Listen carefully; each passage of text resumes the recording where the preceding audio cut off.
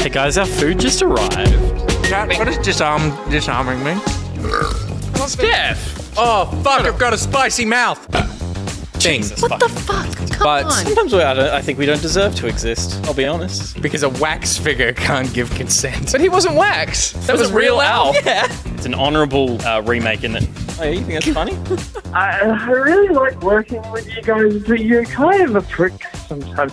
I'm being totally humble and honest here. I'm fucking hilarious. The most satisfying thing I've put my hands on. Shade. After everything you've done. It's such an honourable...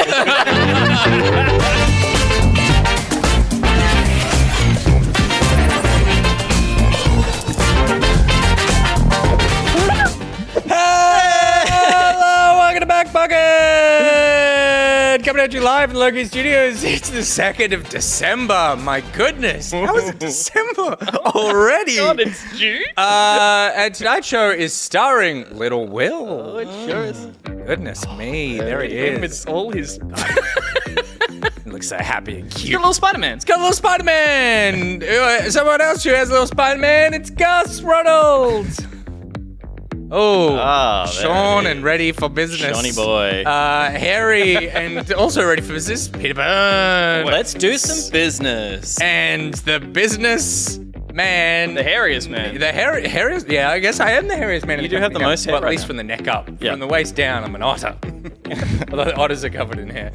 But I mean it in the sort of like A nude otter. a nude otter is what I'm trying to say. Shaved otter. And tonight on the show, we create our own legends as we press reset on our arcane ideas of father-son relationships and stride into the Oculus with my parents, who always told us that with great power comes snake force. Well done. Thank you very much. Lovely. My best work yet. Now, a toast, Valet. To the fallen? Stephanie Ben Dixon.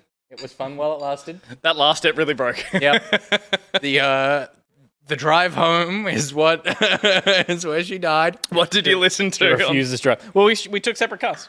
Oh, right. Okay. But I He called just her. rammed her over. I called her and I was singing Kings of Leon. I could see Pete driving up next to her, but like eyeballing her and not not looking forward. Went down. We have an automatic car. Oh, my sex is on fire. That won't get us flagged, will it? They're getting better with the guarantee- flags. They are, aren't they? Yeah. Like Coastal City Song got us a copyright strike. It got us. Yeah, It got us a strike based on similar Likeness of melody. melody, yeah. So it wasn't even like you used. I mean, the it song. literally is the melody, so fair Yeah. enough. But we thought the thing was programmed to Shazam it and go like, "Hey, that's the song." Well, it is, but also like it's also that we wanted to secure the recording and the performing rights. Yes. And so like we we? still don't own I the think song. that means- we don't own the song. We still don't own the I did not file that paperwork. Dear not own the rights, but Yeah. at least like make sure we don't get picked up by the same recording. Yeah, yeah, It yeah. is a different recording. Yeah. It is a recording that we commissioned, and it's a different performance because we performed a parody. over It's the a top different of that. performance, alright. So like we played it as safe as we possibly could. Yeah. We And I'm even- sure and, if like, we we- appealed, we could get it through on parody, but we Yeah. don't have a legal team to bother fighting that fight. So yet. it should be fair use. It should be fair use after everything that we've This done. is But- exactly what Tay-Tay is going through and why she's recording her amen. originals, and that's what we need to do. Yeah. But is she changing her notes slightly like we did to be No, like it's off kilter? identical. And okay, right. But she wrote the songs, that's the difference. Yeah. That's the big difference. You wrote the lyrics to that masterpiece. I did, and also like totally honestly, at that level of parody, who the fuck is the band? Flock of Seagulls? Who was it? it was built this city by- it was Starship, Yeah, that's right. But then they formerly Jefferson Airplane. Jefferson Airplane. But by the time they wrote that song, there was no one left from Jefferson Airplane. Yeah, So they was just there- kept flying. And was they there kept ever a stuck. Jefferson Starship, or is that a Yes, thing? they were. They became Jefferson Starship after they were Jefferson Airplane, and then they dropped the Jefferson when no more Jefferson members were left. You've got it. It's yours. The camera's yours. Oh, you want to touch me? I was like, they just kept flying, and they became they became Starship. Guys, Because they the kept airplane going up. just They kept just kept going up. Didn't land. They But flew off in a big. That joke My didn't point land, is- but they did. my point is that at that point, it's not like anyone is listening to our version of the song instead of the real version, right? Like, we're not no. stealing. If anything, we're inspiring people to go listen to the original. To go and 'cause watch it's such the a banger. film clip of it and go like, did we really choose that like 80s retrograde aesthetic on purpose? No, that's the film clip. Go watch it. You're four. welcome, Stephenson. Stephenson Airscope. Jefferplane. We salute you. Godspeed, Stephenson Jefferplane. Emotes are being delivered to supporters. I don't understand what this is. Oh, Stop giving emotes out. Fuck. Nurgle, stop it. subscribing. God damn it, Nurgle. that's a thing. Stephenson next ship. Welcome, Miss Jenkins. So yeah, what was the point of all that? We were talking about copyright. You were singing. You sang something terribly. Sex is on fire. Kings on fire. because Stephanie's here. Bring it all back around. There Bring it, I'm back now. Getting a call for that one as well. Got a fucking tune. Oh no. And they're hungry. S Club 7, S-Club they are looking over the internet God. for anyone using their stuff. Totally. They're What? going to jump in there and be like, So "Ooh." litigious. Oh, that's If I type in, I mean, admittedly, it's probably for all of them, but if you write "what are S," it just autofills with Club 7 doing now. they became a and- law firm of S Club and 7. And then Okay, so Or this it's what are S, and it's like it's Gus googling how to draw the S. What are S? what are S? How draw it? Oh my God! Look at them. Remember that? There's too many. Yeah, Wait, so shiny. Yeah. I was like, were there actually that many? Oh, there was 7. So they are. What do they look like? Charlie's the only one I remember. Was there a Charlie? Yeah, I bet you do. Was there a Charlie? Was Charlie? I'm thinking, you know what I'm thinking of? High five. 1, 2, 3, 4. High five. I mean, I shouldn't be surprised by the ravages of time. This is not news. They were like, didn't they? They burnt writer. They Skirvik burnt. says 2 questions. Where is Steph and where is Steph? Hell, Seen a lot of people going, well, this is going to be chaos. Clearly, people who've no, watched. it's fine. Clearly, you caught the last Fine. Hot Summer Boy Party episode. S Club 7.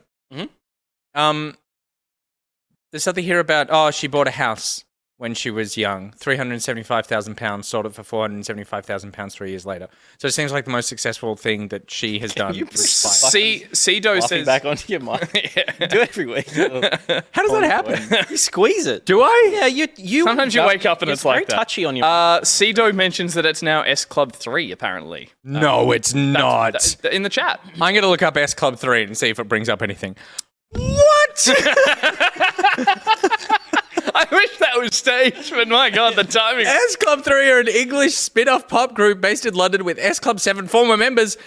Years active, 2008 to present. Wow, Oh my goodness. That's a lot of Run pub longer than S Club appearances, 4. or like, yeah. I'm pretty sure S Club 3 did that tour? 90s tour with Eiffel and Everyone? Everyone. But it was Bewitched? like Bewitched. Yep. The one where they Atomic Kitten, E17. Steph said it wasn't it that like they all came out and did 5? They all did one song 5 were down to 4 as well.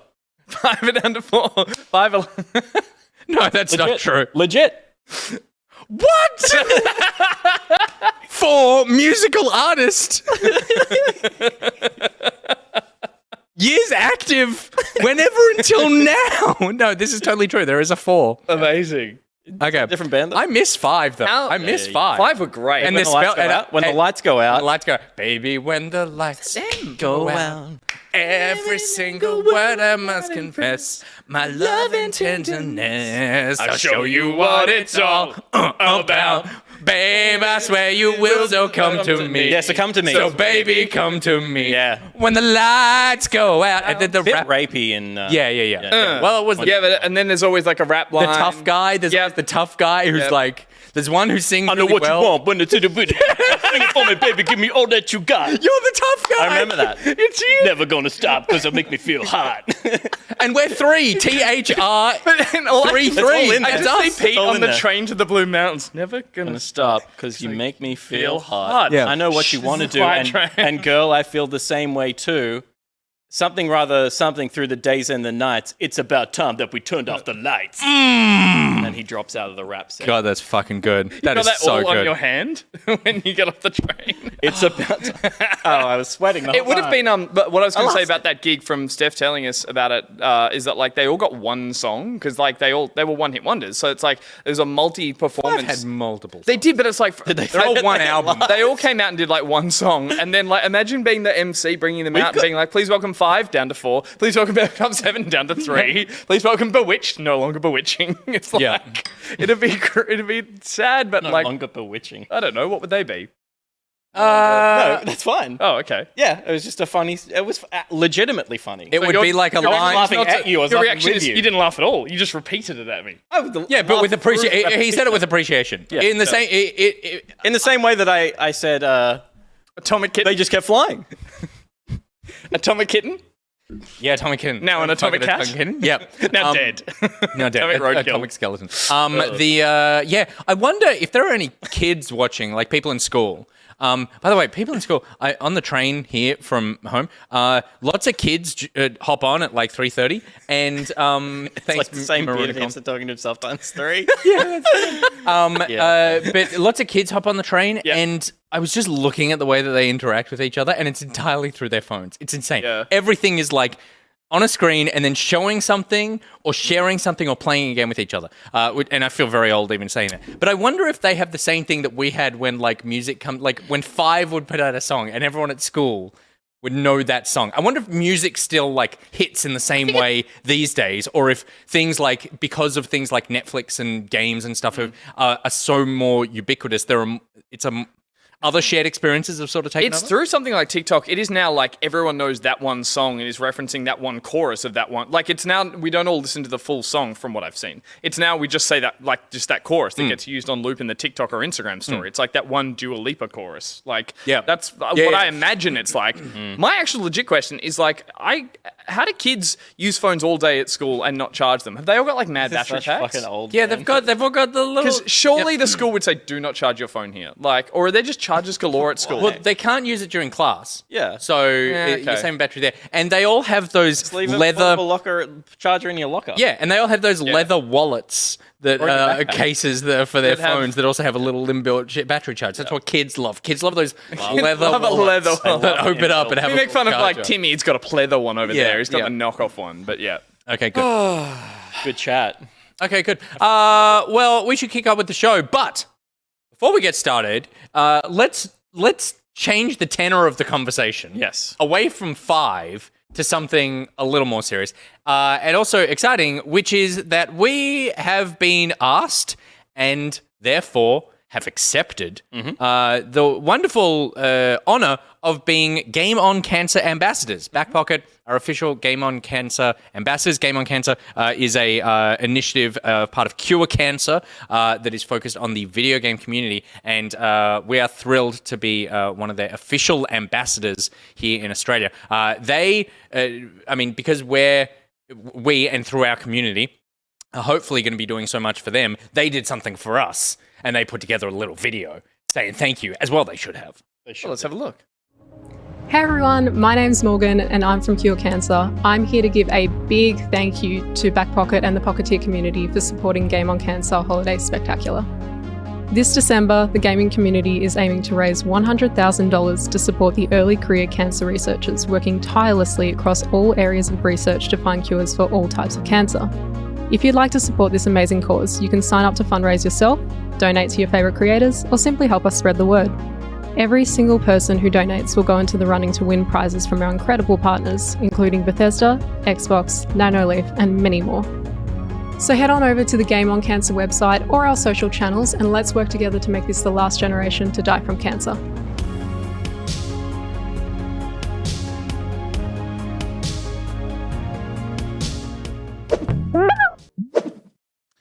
So that was Morgan from Game on Cancer, and we are very thrilled to be a part of this. Yeah, it's exciting because it's great to be a part of such a good cause, but it's also exciting because we know a lot of the people that are working with Cure Cancer, the organization running Game on Cancer, and they're running their holiday spectacular for this month. We know that the people that are involved in that are legitimately invested in the games industry, Have background in have history working in the industry, and really want to promote their good cause through like the right channels and with the knowledge and the understanding of them, as opposed to being like, we should be talking to kids and we don't really know how to. It's, there's obviously, we know we have such a generous audience for Back Pocket, and and you guys care about the things that we care about as well. So it's nice for us to be able to attach ourselves to that. Well, it's nice for us to be used as the conduits to like speak to you guys and to a broader community as well, because it's a really great initiative. Obviously, the Holiday Spectacular is running over the holidays, over December. Until Christmas Day. Until Christmas Day. Game On itself is a newly established sort of like front for what they're doing to have this connection to gaming. They've got, they're setting up a Twitch channel. They're basically establishing themselves as a way to have a permanent connection to the gaming community, which is really important, versus being, like you said, it's a tricky thing to attach yourself to an audience like gaming who are super generous, but it's hard to find an in. And so we're super stoked to be part of that, as you said, sorry, Pete, that we can channel you guys towards them. They're going to be doing great stuff, and hopefully we can help them out as much as possible. And they're building up their own social presence with Game on Cancer. They have a Twitch channel already with Game on Cancer as well. So you can go and follow those. We implore that you do. And the thing that they're raising money for is that they specifically help support emerging researchers, so younger researchers in the cancer field who often, it says here that 12% of early career research grant applications, only 12% receive funding. And that's not from a lack of brilliant ideas from these people who are entering the field, but just from a lack of money. So they have helped support over 534 researchers, emerging researchers in the cancer field. So it's a part of the cancer research area that is sort of under supported. So we are really excited to be able to do that as well. From a personal perspective, I'm really proud to be a part of this as well. I lost my stepmother to cancer 2 years ago, and not to go from 5 to this, but the process of seeing her go through what she went through was pretty horrific. There was some incredible support from obviously the hospitals and the carers and stuff, but it is one of those illnesses where you just go, this isn't fair. So we're really hoping that we can help cure cancer. It's on the tin. I like by bringing in those cracky young scientists who are they're the ones with they're not the ones with the radical ideas, but they're the ones that need the support to come in and be like, I'm going to shake things up a bit. Yeah. I imagine that's how research works. Look, one of the research grants could be have we thought about just asking it politely to go away? Have we tried the M&M treatment? Just shovel M&Ms. Yeah. This is why we're here to support raising money and not doing any research whatsoever. And you guys are already phenomenal. You have already donated $1,286. Great. Since we started talking, which means that we have a goal of $4,000 to raise over the month of December over this holiday spectacular. We are going to match the first 1,000, so we're already going to match that. We didn't even get that out. We didn't even get to say that. You said the incentive is gone. But we will, over the course of this show, then donate the $1,000 to that. But thank you very much.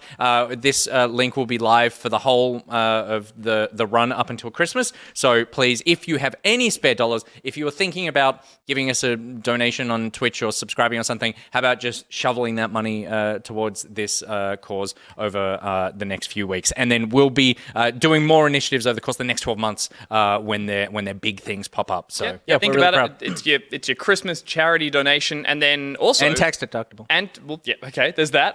It's also, if you head over to the Game On site through the link that's there as well, if that one is available, I think there's a tally board of how everyone signed up. So I'm not to put a competitive spin on it. He's putting a little bit of a competitive But I'd like to put a competitive spin on it, which is that we know our community is the best, and if we want to get to the top of that scoreboard, and is there any better reason to be sitting at the top of a scoreboard than being... No, that's true.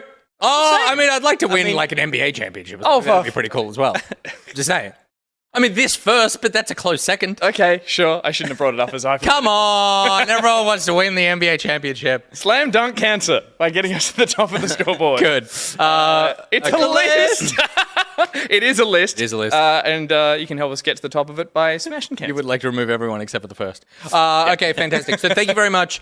Please donate if you have any money. If you don't have any money, that's completely fine. I mean, it's not fine. That sucks for you. You should really look into that. But if you don't have any money to spare, then please just go and follow the social accounts for Game On Cancer. Head to gameoncancer.com.au for more info. And we will be raiding their channel, their Twitch channel tonight, because they're going to be streaming. They've just started their channel, so we would love if you guys, at the end of the show, stick around for that raid, go there, follow them, because, I mean, frankly, it's just going to look really good for us. They're going to be like, well done, guys. This is even better than the money, because you know what this is? Respect.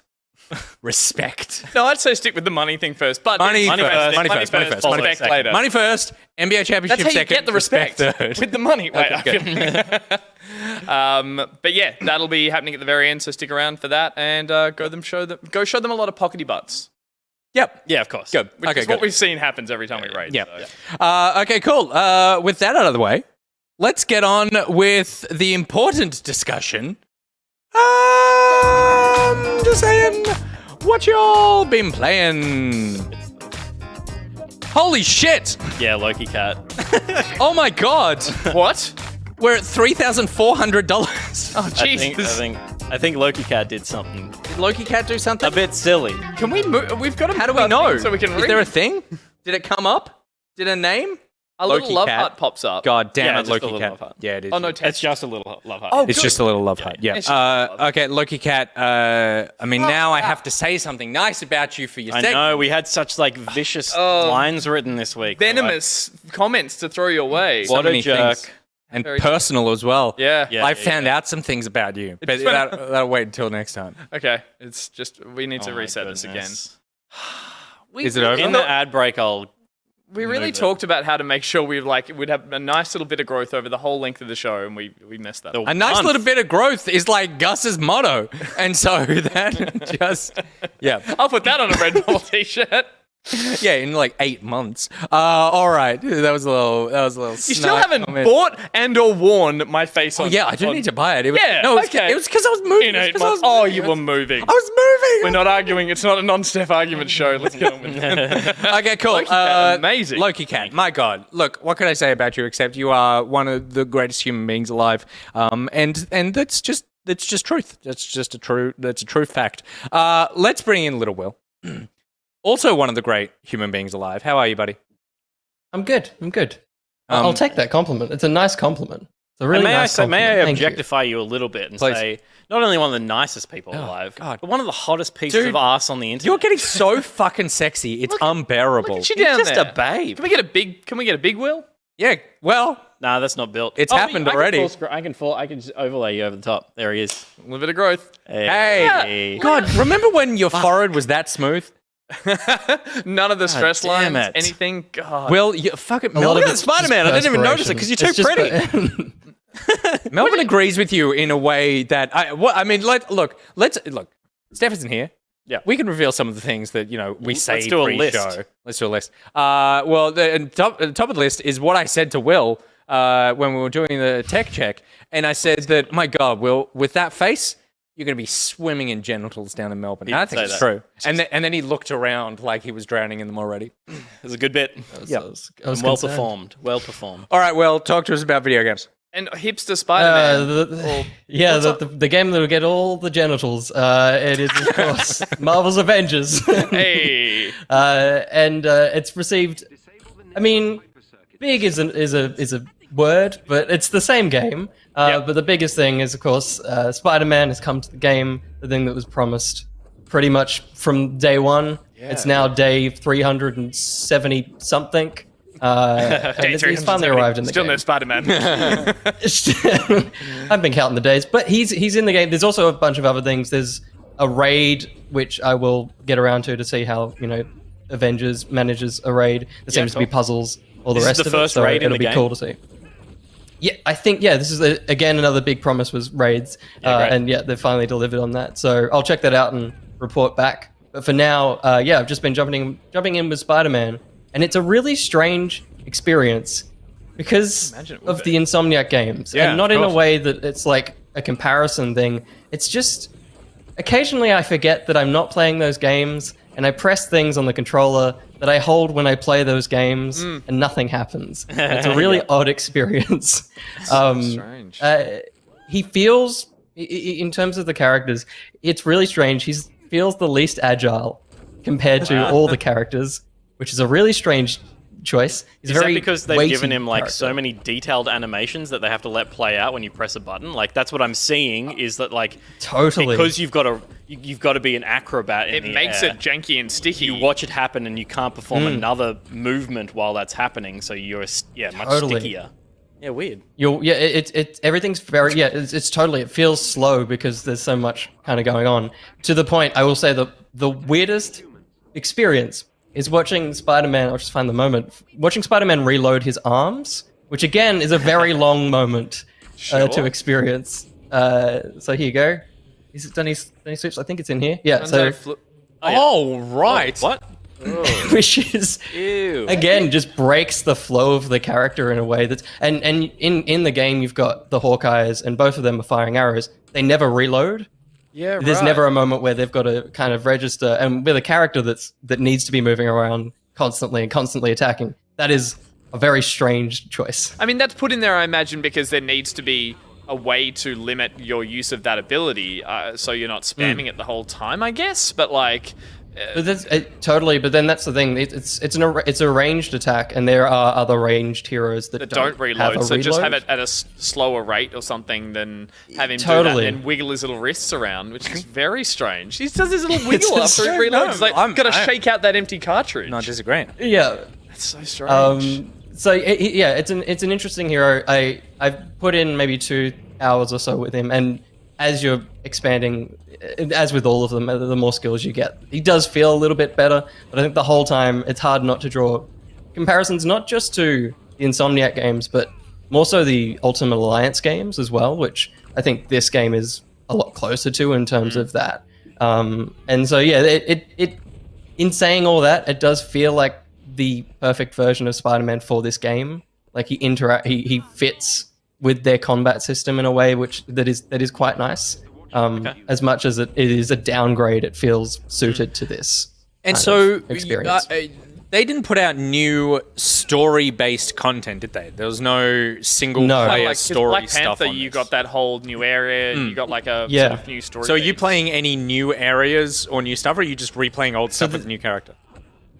Totally. For Spidey, that it's all. I think they're calling it a hero event. So there's an objective tier list, but it's mostly just use this power in a certain way and unlock loot. There's no story-based thing. The one element that he has brought through is a character called Liz Allen, who's in the comics and stuff like that. She's now in one of the bases and operates as just another character you can kind of get objectives from. But it's also just through their weird kind of simplified, over-the-shoulder cutscenes that are through the game, mentions a few things that could end up tying into the main story. Yeah. But being this is obviously an exclusive character for PlayStation, it's hard for any story to have too much of a weight on everything, especially because it just came to Game Pass. It's a tricky Such thing. an But yeah, it's pretty solo.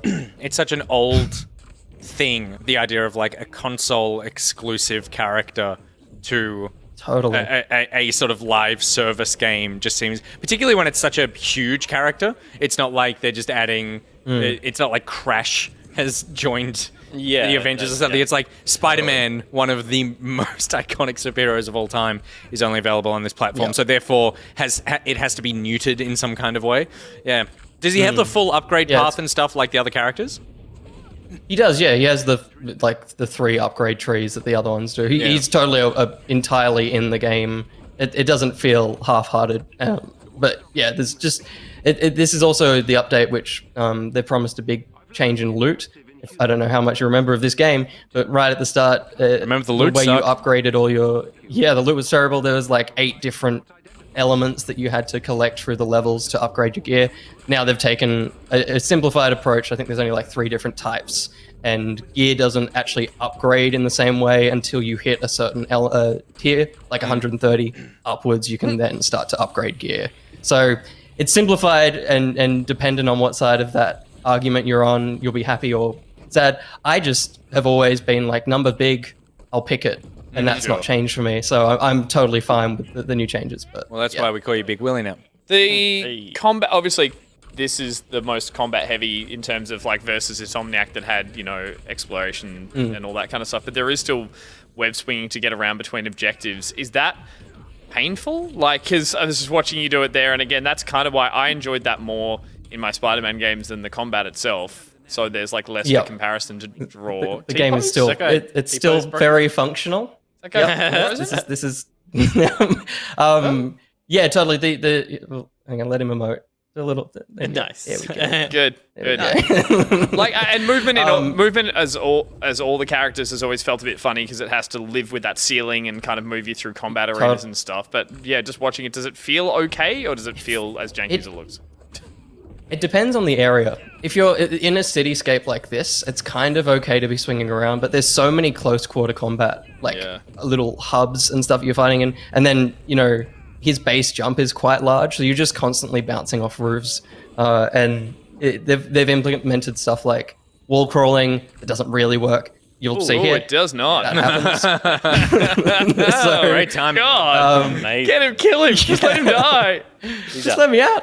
But, yeah, it's definitely, and I mean, the biggest thing is there's heroes that are better than him in terms of this traversal. Black Widow has a kind of grapple in the game from the start, and that is quite fast. There's a good arc to those swings, whereas it sticks and then holds, and then it's very slow. Again, just everything's quite slow. And the world ceiling is still really short, so even in these big sections, you'll be swinging, and because he kind of gains height as he swings, he'll hit that world ceiling pretty quickly, which feels really strange.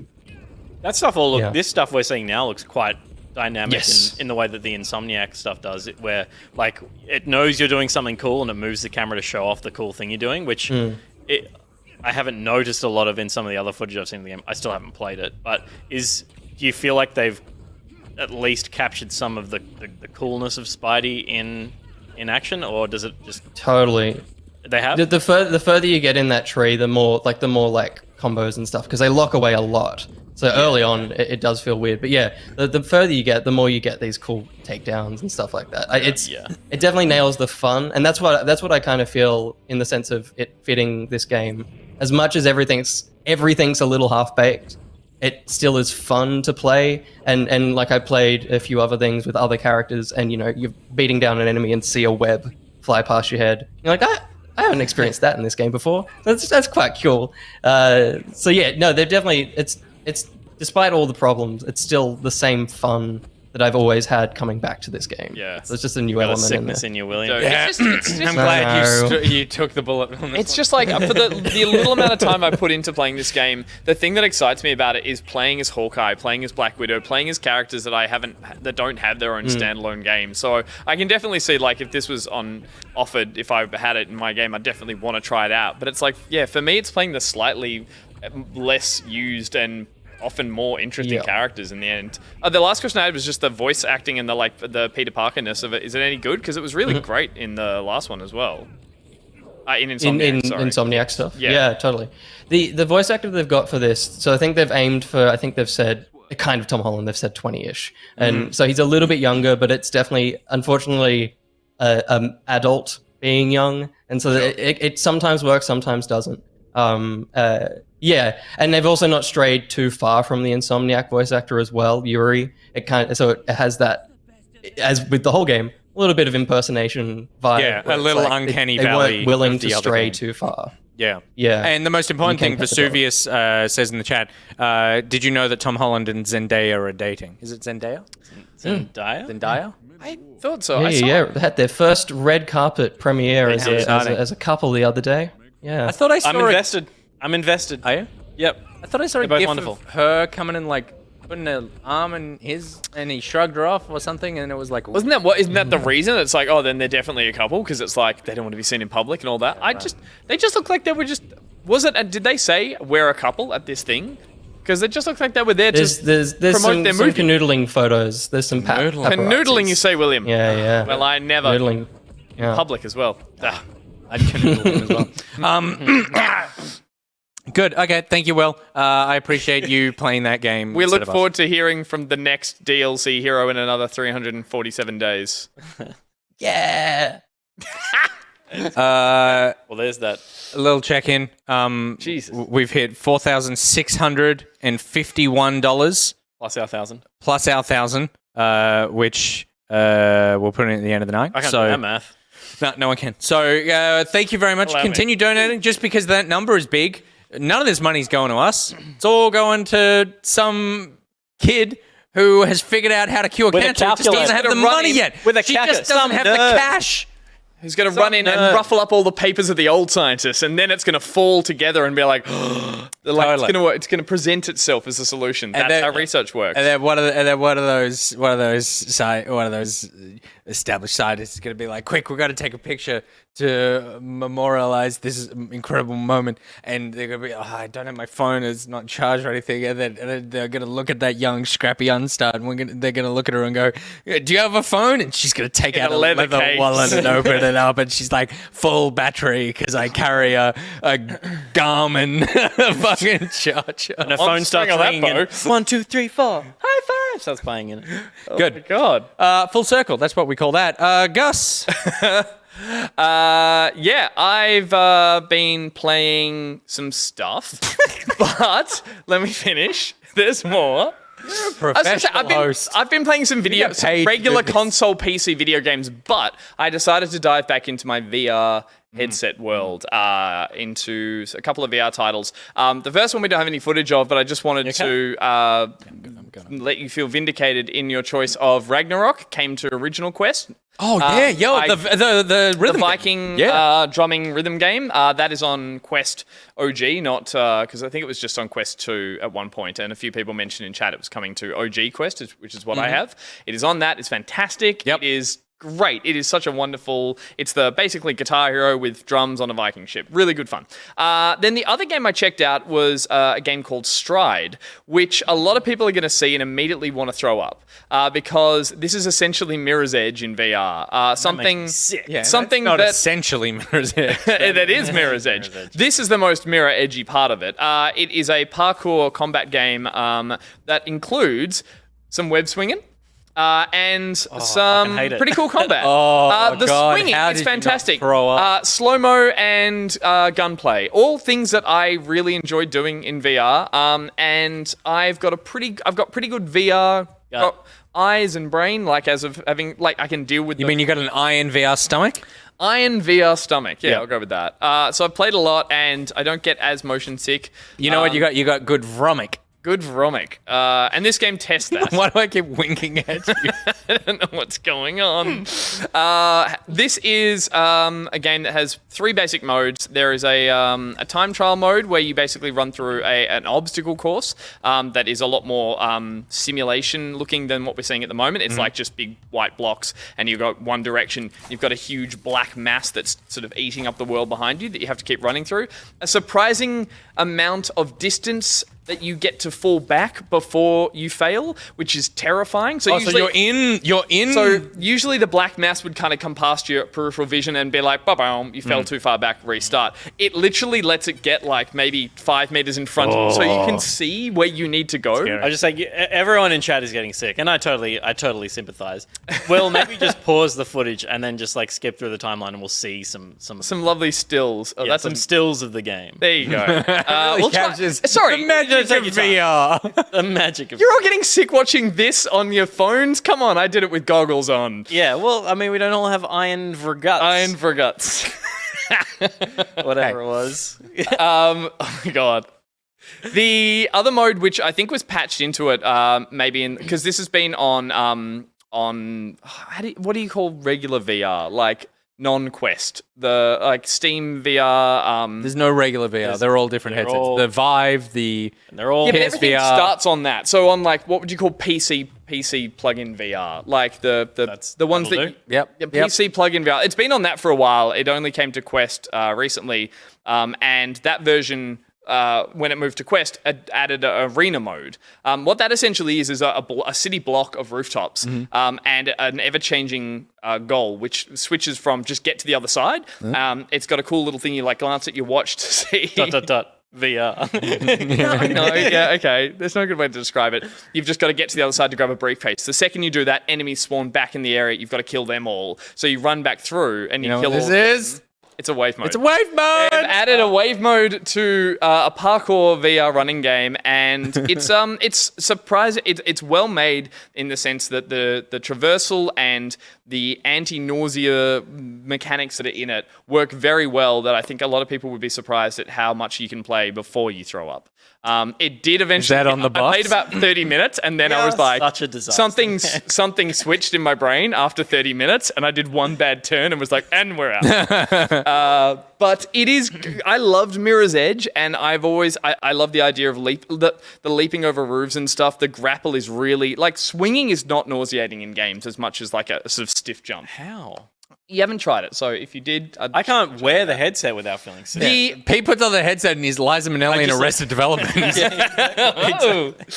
The one strange thing I'll give it is it has to translate a lot of controls, both through gesture and through the button prompts. The one for running and leaping is actually doing this. And then the jump is arms to side and lift to leap.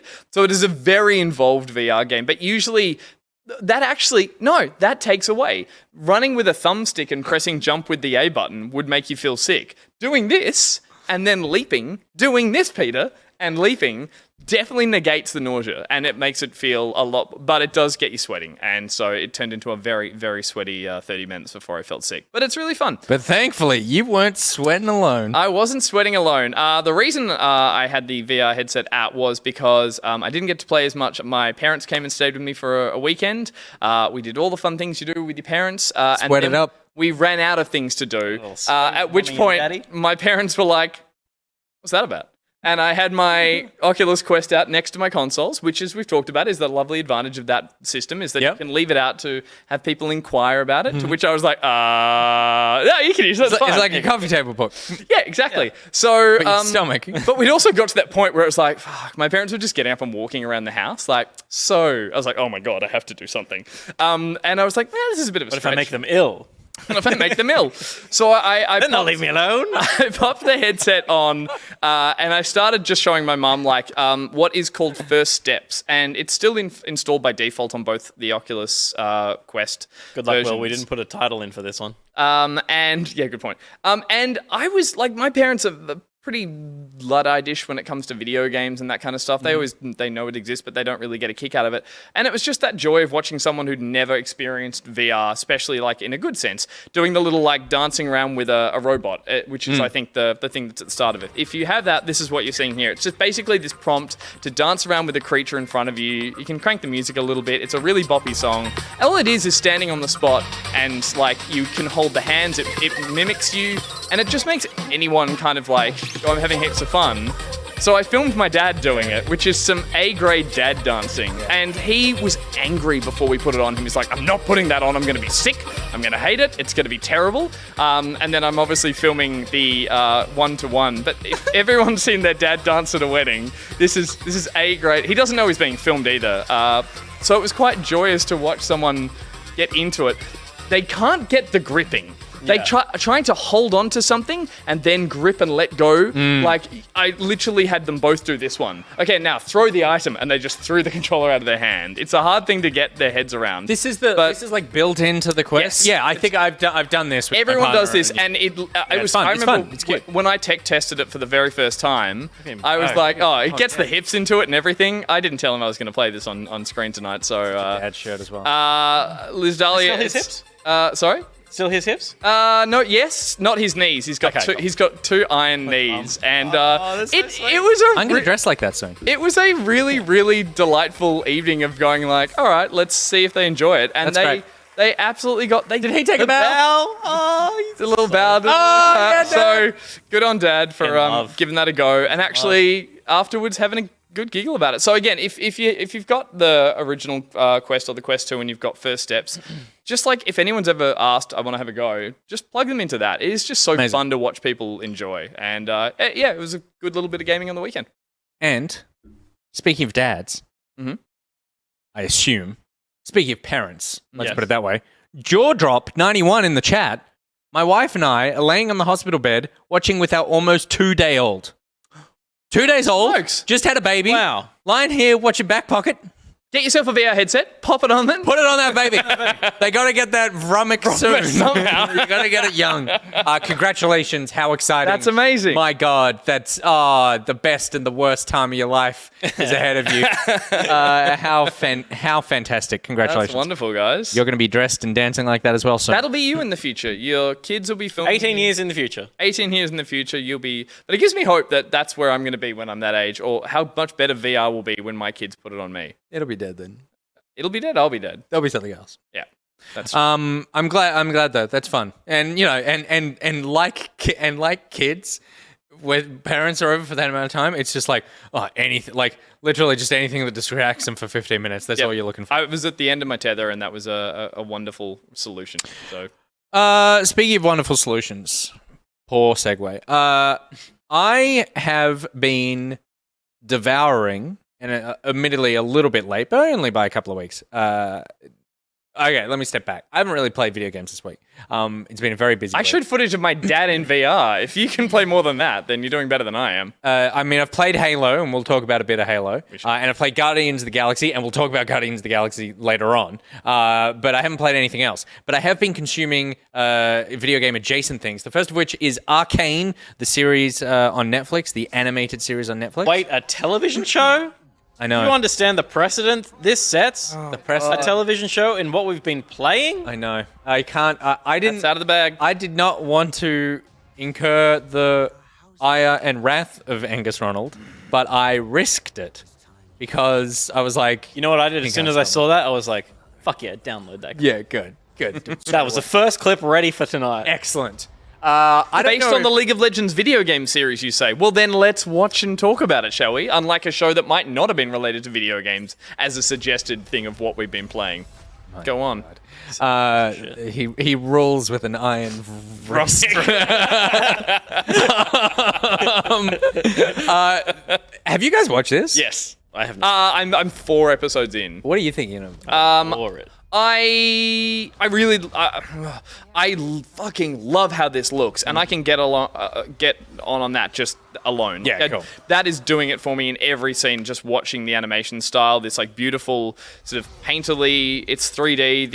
It is fucking phenomenal. It's amazing. The character animation, I would say, is the real hero for me. The movement and the camera work in it is great. It does that thing which is like, where can it put cameras and do slow-mo that regular traditional animation would be a lot of work for. And in that sense, I think it's utterly wonderful to look at. The lighting and it is the little character, the movements are the two things that, like, beyond just the look of it, other things that stand out. There are things where, like, someone will shuffle their foot a little bit in a way where you're like, oh, that looks like a real person moving their foot and not like an animated character has moved. It is, there is so much attention to it. But sorry to stop you. It's like, but it's not that thing where they've taken a mocap template and they've tweaked it. It feels super hand animated in a way that feels designed. Everything is done with purpose. Yeah, cool. As you said, even those like smaller movements feel super like characterized in a way. Like the parkour of them jumping around at the start has this kind of anime vibe to it, where it's like sort of hunched shoulders and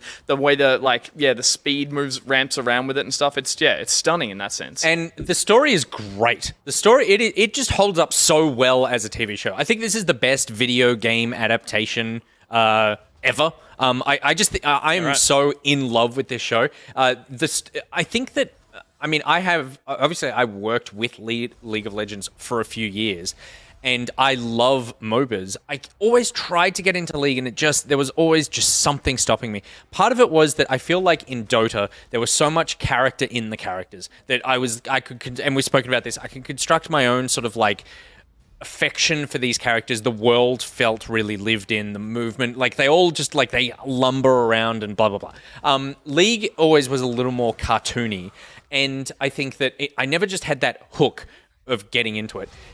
What League had was so much lore, and I think that that's the thing that has made this so successful, is that there wasn't a lot of story in League of Legends. There's tons of lore. So they've just gone, okay, let's just take the lore and now build a story around it. Obviously, a lot of the story is like from like bits from the lore, but like in terms of plot, that hasn't really existed in League. And the success that they've had putting so many League of Legends characters that I know into a story that doesn't feel like they have forced all these names that you know together. It feels completely organic, the way that these characters are all in the same world and space and cities and why they're all interacting with each other.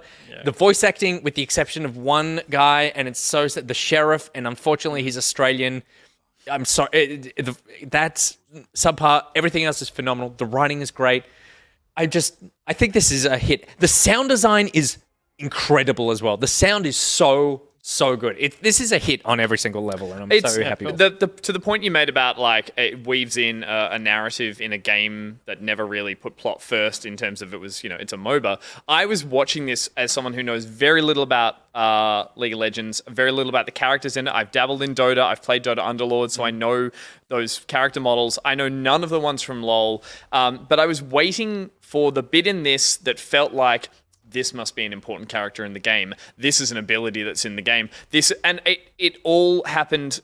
It all is sort of weaved into such an interesting story that it never stuck out. As someone who's consumed so much media that is based on or influenced by video games, you can always feel that bit that they're either like the fan service or they're trying to shoehorn in a video game premise or gameplay into a film or a TV show. Here, I just never felt it, which was wonderful, because it's like, knowing nothing about LoL made it really easy to watch, and it didn't feel at any point like I was missing out on some in-story or this character's background. And if you've watched 4 episodes, you've probably actually come in contact with like 10 that's the or thing. 12 I didn't lead know, characters, but you don't which know ones it. they are. Like, you know the main 2, probably, because it's like, of course they're going to focus on them, but there's tons in there. And in my gut, I'm like, I feel like these might be the ones from the game, but I don't know if the father-like character at the start, if he's like intrinsic to LoL or something. So in that sense, I was a little apprehensive going into it, thinking, when am I going to fall off this because I don't have a connection to LoL? And at this point, I haven't really, that hasn't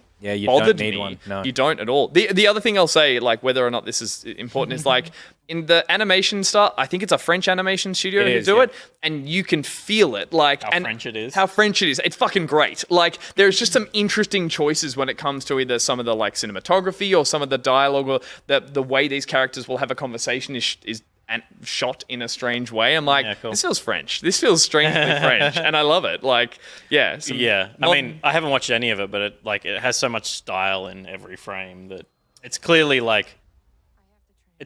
I think the thing that didn't work. I mean, I don't like anime really, but the thing that technically this is an anime because it's anime. It's anime. It's an animated show. It's not anime. Sure, I call it all anime. Anime sucks. This is good. I call it all anime. The Dota one was like pretty bland. Yep. Yeah, that's right. And I really only watch that because I like Dota, and made my way through it. Yeah. I don't know what you will think of this because from like whether or not like this isn't really your thing holistically. Yeah, but I do think that if you're gonna give anything a shot, because this is all about character. Like the Dota one was like broadly about characters, but all the characters kind of felt the same, and it was much more about like epic. Well, I would say it felt very anime. Even again, that was the Castlevania team, who I don't think are based in Japan. Yeah, but it felt like all the beats, all the character interactions and beats were very in the style of how anime works. Of like, and I'm speaking from experience of watching Pokemon and Dragon Ball Z and stuff as a kid. Of like, things are dramatic and are given breathing room. And I've watched a bit of Attack on Titan and stuff like that. Things where someone yells at someone and like the turn and the moment is But it's all wide. Yeah. It's wide and flat. It's very flat. Yep. And which especially when so much dimension to this, which just I think even if the story was like because I mean this to me screams Love Death Robots or Death Love Robots or whatever it was, that animated the sort of anthology. Yeah. There were some ideas in that were like, this is just so fucking amazing from a technical perspective that it doesn't need to be more than a Trop Fest idea. I think there's two ways you can go when you're doing animation, and in this is a combination of sort of a 3D. Well, it is 3D, I guess, but it feels quite hand-drawn in the sense it's like you've got the ability to put a camera or to put your viewpoint anywhere. So when you have a conversation, why do you choose that static regular two-shot? it can go the other way. It can get to that point that the camera and the dynamicness of it is just nauseating, and you're like, So just unnatural from Just what it- nothing you know a feels camera like can do, yeah. exactly. Yeah. Whereas I think here they do it really well. They juggle like when this scene calls for it, when there's an action scene, or even when there's just a highly tense scene. It does more interesting choices creatively that I'm just kind of like, oh, I really respect the hell out of that. Also, like if you put live action actors in this could be like an HBO show in terms of the story that it's telling. It is telling a much more nuanced story than a lot of the stuff that we've seen before, and it's telling it really well. And it is also taking the time to breathe and really let the character. How are your little Nicky ears listening to that the opening theme song? Riot love Imagine Dragons. Right, because is that Imagine Dragons? Yeah. I don't know who they are, and I was listening to the start, and it starts with like dun dun dun dun dun. Dun. I'm like, epic fantasy, all this, and then the song kicks in, and I'm like, skip intro. Yeah, no, My VR gut can't handle that. It is. It's funny how much because they performed at the last Worlds. I think they have like a history with Riot. The CEO of Riot must be like a huge fan of Imagine Dragons because I don't think it's a misstep. And it's a fun song, but it does go slightly against the tone of everything else in the show because everything else in the show feels so bespoke. And then this song comes on, and it's like. You go, oh yeah, this is like a pop band playing now, and it's like everyone wants to be my enemy. And it's like I get it. It's like it's about characters that are angsty, they're dealing with trauma and all this kind of stuff. But then it just turns it into like I'm screaming, I'm slamming my bedroom door kind of vibe. And they actually perform in the show as well. Do they? They're like a tavern band. Look, so, I think it's a cool choice, but it just didn't click with me. And then quickly, because of this, it made me go like, God, maybe I should play League. I should give it another shot because now I can have all this emotional attachment to characters. Therefore, I'll feel it. And then I went, I don't have fucking time to play League of Legends. What I do have time to play is Legends of Runeterra. So I started playing that again, which is the card game, collectible card game, not deck builder, based in the League world. I played it when it came out 2 years ago, and I really liked it. And then I just fell off because I kind of fell off Hearthstone and card games in general. I have missed playing these kinds of games. I've come back to it. It's just so much fun. It's such a great game. It rewards you constantly with unlocks and content, so you don't need to pay anything to play it. And there is tons of single player content in the game now there is so much stuff in here now to play. There's this Path of Champions whole story based go through the world and meet the character, like it's Jinx and Vi, so it's the characters from the show. Anyway, it's an old game, but it's so worth playing. Forgot the names. Which ones are those? It's so worth playing if you have any interest in card games. That woman's the woman from all the other trailer stuff, right? Yeah, that's Jinx. Yeah. Oh, you might not be up to that. I might not be up to it. But it's Jinx. But there's just so much content in here that you don't need to pay a cent for. The card game is really sophisticated and great. The animations are lovely. It's wonderful. And so I've just been playing it on my phone, and that's been great. The last thing that I consumed, video game related, is I Got a shit. You brought the game, the Switch. Press Reset. Is that a choose your own adventure book for adults? It is. Ruin and Recovery in the Video Game Industry by one Jason Schreier. Oh, damn. Mr. Schreier himself. Mr. Schreier himself. So this is his second book. I only got around. I bought it a couple of months ago. I only got around to reading it this last week, and it's quite good. The premise of it is it's a behind-the-scenes look at the video game industry and how it deals a lot with developers closing down, abandoning workers, games getting cancelled, and basically like how tumultuous the industry is if you're a game dev and how hard it is to be a game developer. It's funny, I've seen lots of people talking about it and saying it's like, God, what an eye-opening read, and so amazing, all this stuff. And I read it, and like, yes, there's lots of anecdotes in here that I didn't know, but I was like, oh no, this is our job. It's like shows getting cancelled, not knowing exactly what your next thing's coming. I was like, oh yeah, this is what television. Yeah, it's just it's television. It's like film. It's creating content. But it's a good book if you have any interest in like basically it's not how games are made, but it's more the economics behind how games are made. Is it So there's no choose your own adventure?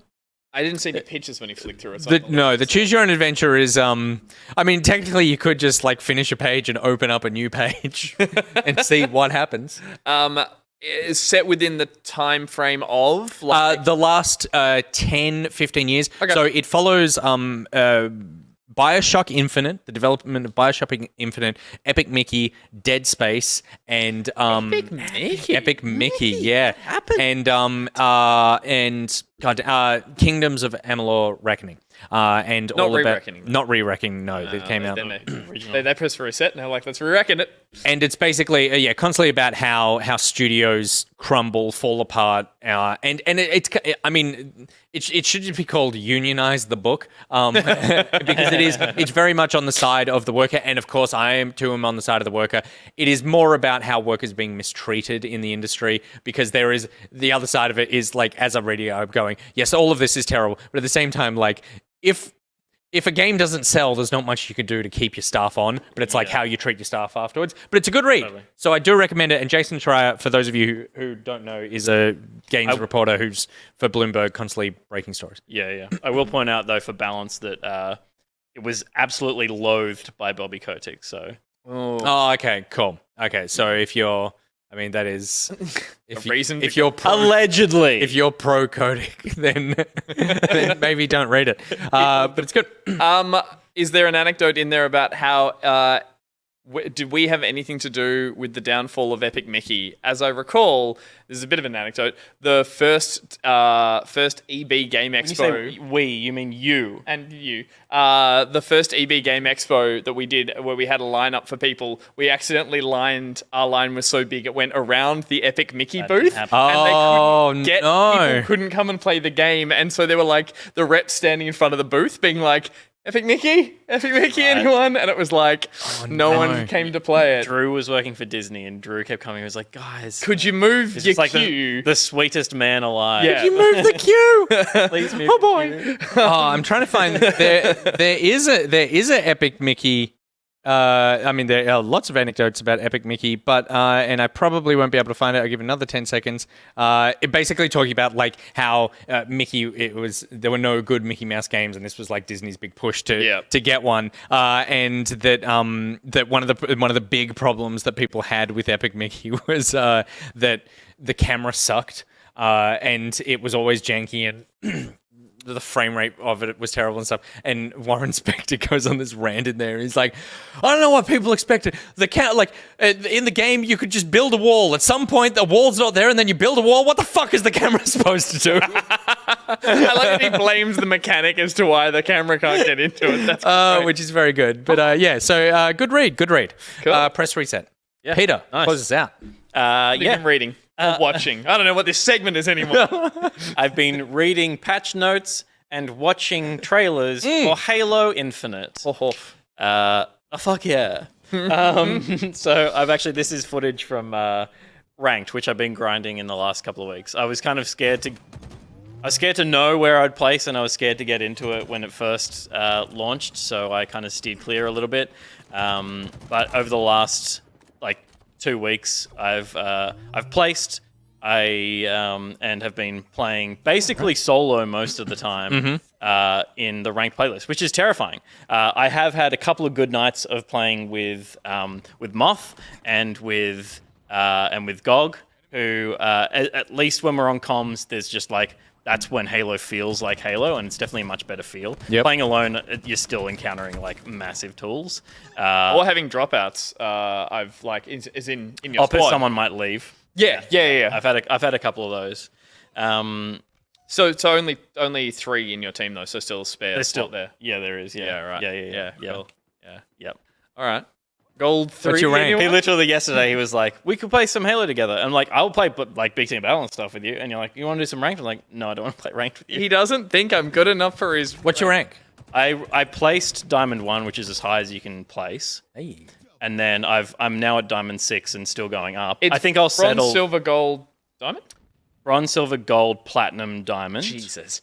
And the way that it works is because you can only place Diamond 1 as the highest, you then have to progress through Diamond. Yeah. Right. And every time I lose a game, I don't lose MMR still, because I think it's going to place me up Like it feels like whenever I win Wait, a you game, don't lose MMR when you lose? I will once I'm at. Oh, because the game's like, no, not there yet. that was an outlier. Like, I'm literally playing it, and there's a back end system. There's nothing built into the game yet, but there is like an API, obviously, that third parties are tracking. And so I'm almost at Onyx, and I think I'll fall comfortably into Onyx because every time I the win, highest tier? Onyx is the highest tier, and then you have a number attached. Right. Okay. Right. Yeah. So the number is hidden up until 1,500 points. I'm at 1,470 or something like that. And still, when I win games, I jump like a quarter of a level. Sure. And when I lose, like I've just started losing points. When I lose a point, it's 1 instead of going back like you would a chunk. cool. So Naively here, how many numbers till you progress up from bronze, silver to? I think it's normal, 50 per. It's 50 points per ranking, or maybe 100 points. Yeah, but the ranking itself, Ranking like, within the metal. within the metal. So once you're in the metal or the precious gem, Yep. There's 6 tiers of each of those, and Okay. each of those tiers. Yep. So you'll go from gold through to gold 6, What? and then you'll go to platinum, and then go platinum to 6. platinum 6, diamond 6. And Okay, onyx. right. Yep. And then once you hit Onyx, you just have a number. You're Onyx and a number. And I played a game the other day against Benno from Immunity, one of Australia's Wow. and Yeah, he cool. fucking destroyed me. Yeah. He definitely put me. I'm like feeling good, and then he just totally put me in my place of like. I looked at his MMR and he's 2,000 or something like that. So I feel like I'll probably settle around like maybe just shy of 1,600. So Yeah, cool. a little bit into Wow. Onyx. Yeah. That's But great. if you play with me, won't you then play you'll play? No, other you'll people? play. You'll play No, up. you'll get with me. dragged. Oh no! And you'll Okay, get right. fucking rolled, and then we'll just lose. Yeah. Benny's ranked 57 globally, apparently. So he surely beat the shit out of me. I'm excited to do my placements because I've been playing lots. So stressful going like play another. I'm like, I don't want to. Yeah, I mean, yeah, that's the MOBAs and everything. But because I'm doing pretty well, but I'm also worried it's because it's a free-to-play game, so there's lots of Halo newbies. Well, that's but, like, great. I'm That's the good consistently thing. doing well, so I'm like, Yeah. I'm not going to be you, but like, I'm going to place and we'll see how we go. Yeah. I am disappointed that. I mean, we won't go into all the shit show that is the constant Fiesta Battle Pass. But I am sad that the Fiesta playlist is going away until January because that has actually been my most played thing. Not just because I was chasing the armor, but that is the best way of just like getting in and having fun. For those who don't know, you spawn into the game and you just get 2 random weapons in your loadout. And in Halo, Not always power ordered from your second. From Yeah, your side up, sometimes you're you like, just I got a you pistol. get a hammer Pull and a out the- sword, and it's like, all right. But I have been loving that Good mode. fun. Yeah. So much fun. Like, obviously, it's not the competitive mode, but it is just like I have gotten such a better handle on the weapons because I don't go into like the bot matches to test things. Can you explain? Is Totally, the gripe with the second battle pass that is tied to this event is the fact that there's a limit on the amount of challenges you can do for the rewards in that per day? Yeah. That's the problem. So Yeah, can it's like grind- you can only progress so far. It comes back 4 times, I think. Yeah, I think it's five total. 5 total. 4 or 5 total, Yeah. and you can only get a maximum of like 7 levels if you play it smart Yeah. with like double XP bonuses and stuff as well. And Right. re-rolling your So, challenges and stuff. yeah. Also, the other flaw, like the rewards are shit, and the fact that it puts it into your challenge, like your weekly Your roster challenge of roster. there. Yeah. It doesn't have So it its might be- own thing. So it's like sometimes the Fiesta or the event challenge sitting there doesn't pushing. pop. You need to either re-roll or complete other challenges to get a new one in there. And it's just like, oh my god, I don't hadn't punish me realized for that. I wanting just to assumed play I'd your game. tick them all off. No, you just need to clear a challenge and a new one might come in. that So is well, you can confusing. check your upcoming, and that shows you everything you'll have to do for the week. Yeah, right. And you can as soon as they land in your active challenges, you can swap them out for. Yeah. It doesn't pull it from upcoming; it just gives you something else. It's just random. such an unintuitive menu system as well to find that stuff. Yeah. Like, it's a real. I didn't even know there was a whole. An You can look upcoming- at the upcoming. I didn't No. know that because You I've can, yeah, I've been like, tell me when I'm close to the end of the weekly challenge thing Yeah. because they just keep coming. Yeah, so it's like on the menu, there's like once you're looking at challenges, there's another little one. Then you look at upcoming, and once you finish all your upcoming challenges, there's the ultimate challenge that appears out of nowhere, and it's the same for everyone every week. And like last week, it was like play 15 games, so it's like finish and then play another And play 15 another games. 15, yeah. And then for the Fiesta, it was get killing sprees in Fiesta or something. Yeah, I think, right. So. It's still a good game. And we got the campaign coming out in less than... I know. No, in a week. In a week. In a week, Yeah. the 7th? 8th? No, 8th. Next Friday here. Yeah, right. Yeah. Which is like, it's lovely to have, but it's by no means the thing I'm hanging out for. Like, this is doing that thing that I got from Halo 2 and Halo 3, which is, one is I can't put it down. It is quite literally a just play another kind of game. And the other is the absolute fury and anger I feel when I'm playing with a squad of people that I'm not on comms with, like you mentioned. Yeah. And it's an objective-based one more than Slayer, and like they're just not doing it. The swearing at my TV, the horrific curse words I've been yelling at these people not on comms, obviously just to my TV, of just like, what is wrong with you? The ball is there, pick it up. Even just it's such a, but it's an anger that I like finish and I'm like, I haven't felt that feeling. It's in a such long a time. hyper intense game, man. Because like, I mean, it does the same thing to me that Dota does. It's like it's such a boiling pot of like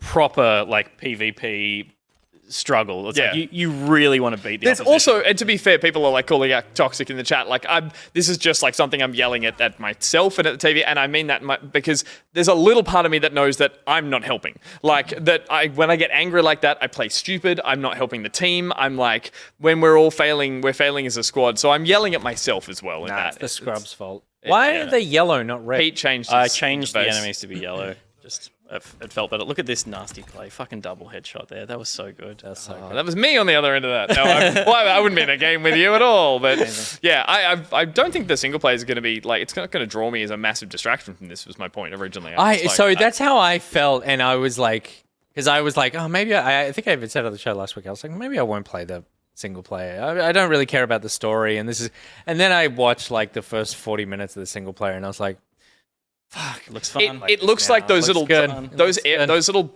combat areas where there's a bunch of enemies. It's basically you can link together the best attacks that you would do if you're on a killing spree in multiplayer. You're just doing it to grunts, and like when you do all those moves you see in the trailer of like grapple this, kill him, get him in the back, stick a grenade. It's like, God, it's satisfying. So clever resource. We need more playlists. We totally do. Yeah, totally. But we're also we're still in beta. I think like it feels like the game has been out forever and it feels so finished. And it's in beta. But we're only in beta by name. They put out the game and it's like you can't put out the game like this and then go, hey, we're still working on it. That's not how this fucker works, Microsoft. Well, I think it would be odd for them to go to reach release and not have a bunch of the features that are in Master Chief Collection. To me, this still feels like massive stress testing. Do you mean next week? Yeah, totally. Yeah. Next week, I think we'll see. Social Slayer, social objective. Yeah. And I don't think we'll see the split in ranked. I think that's an important part of ranked is that you get thrown into things and go like, all right, well, we need to play as a team. But I think like I don't know that we'll see things like game modes that people miss just yet. I think we'll see SWAT down the line. I was going to say SWAT, man. Stuff. It's like we might see SWAT early. SWAT is a playlist in Master Chief Collection right now. So. Yeah, okay. I want more maps. I heard that there weren't going to be maps at launch, but then I also heard a rumor that there are going to be maps, and because they have campaign spoilers, so that's why they haven't released them now. That would trust them now at all? After no, not at all. In a good way? That would be my hope, is that they are able to pull some areas from the at least some design from the campaign that they didn't want to spoil. There's that map with a giant Master Chief skewered in the middle.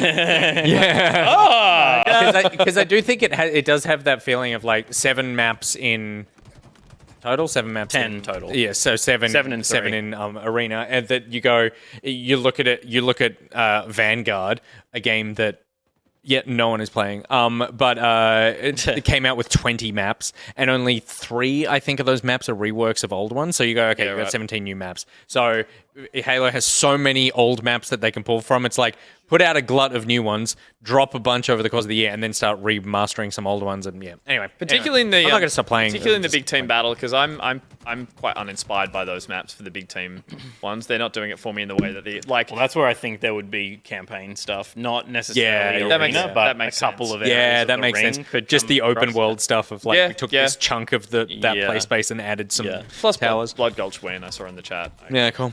Okay, great, cool, good. Where would we look footage of it? but I want to play it. We should have just played it. We should have sat here and played Halo. That would have been a great night. Why did we do this? We could have just done that. You got one more game, Pete. I do. Remind me what it is. Snake something. Snake Patrol. Force. Yeah, you said Patrol, and I was like, it's somewhere in there. Snake Force is a thing that I saw was doing really well on Steam. I think it's still early access.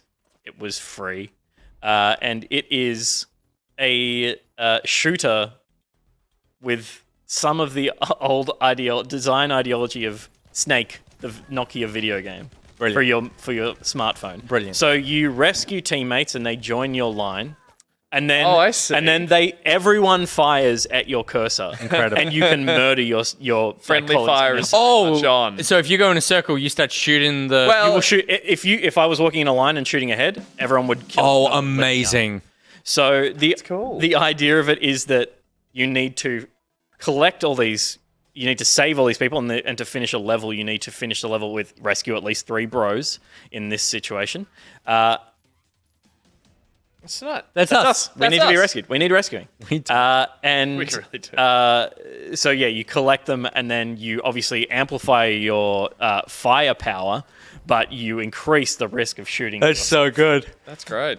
You can lose directly when your lead guy dies. You have a health bar. The ring in the top middle is your health bar, so you can kill yourself, but you can kill the bros behind you, and as long as there's enough bros left on the map to help to meet your objective goal, you will be able to continue. There's also holding shift is slow-mo. It's not, you can't use it up. You can use it. You could hold it the whole mission if you wanted to. Which is, again, it's early access, and I think it's designed to be like, if you just can't get through it, this helps you on safe mode. It's just like a way to make it. It doesn't make it necessarily easier, but you are less inclined to shoot yourself because you have more time to take in. Yeah. If a bullet's You coming still at need you, to- you can't get out of the way. You still need to do manipulate everything. your line in the correct way. Yeah, right.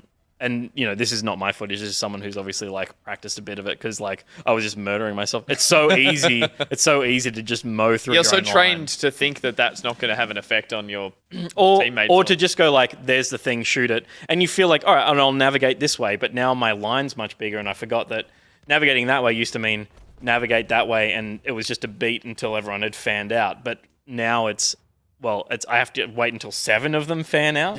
So I'm walking behind a wall here with my lead guy, and I need to shoot them with the back 3 because if I shot them with the front 4, I would be shooting myself. But if you're the first one to retreat, you leave your tail out the back to do all the shooting for you while you're tucked in nicely in that little corner. Yeah, exactly. That's how I'd do war. Exactly.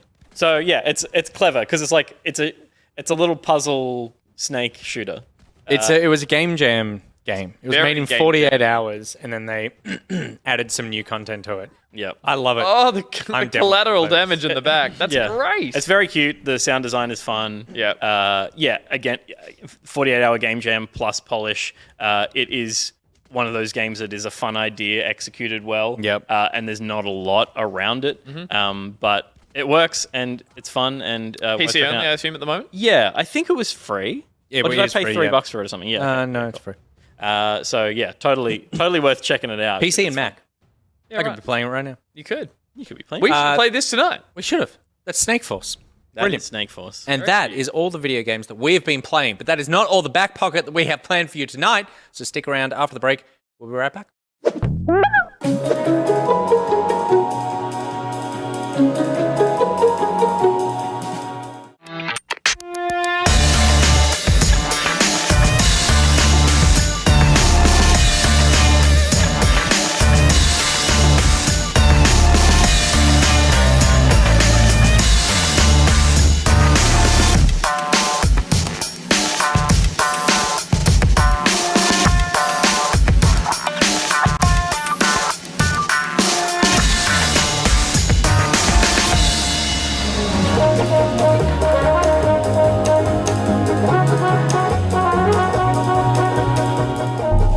LokiCat wants you to think he's a good-looking man who wistfully looks off into the distance at weddings.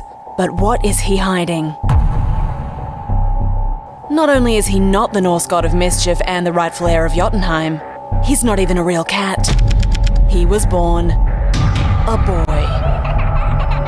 But now that boy's all grown up, and that overgrown boy loves birds. The man likes his cockatiels. But does he love those birds too much? This man sleeps with birds. And cockatiels aren't the only Australian icon he's tried to fuck. Those are flaming pros! Is this flamin' galah who you want in charge of the country if he ever decided to run for political office? LokiCat. When you head to the polls this weekend, make this 9th life his last. Authorised and paid for by Nick Boy Richardson.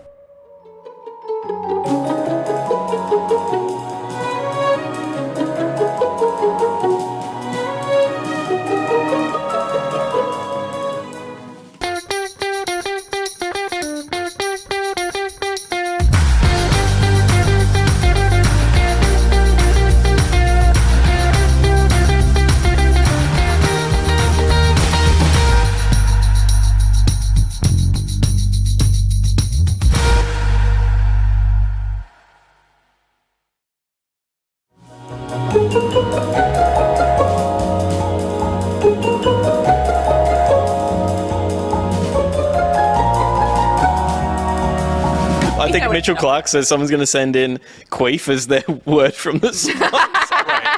If please do. Please. That's what we're talking In inversion and just go. about.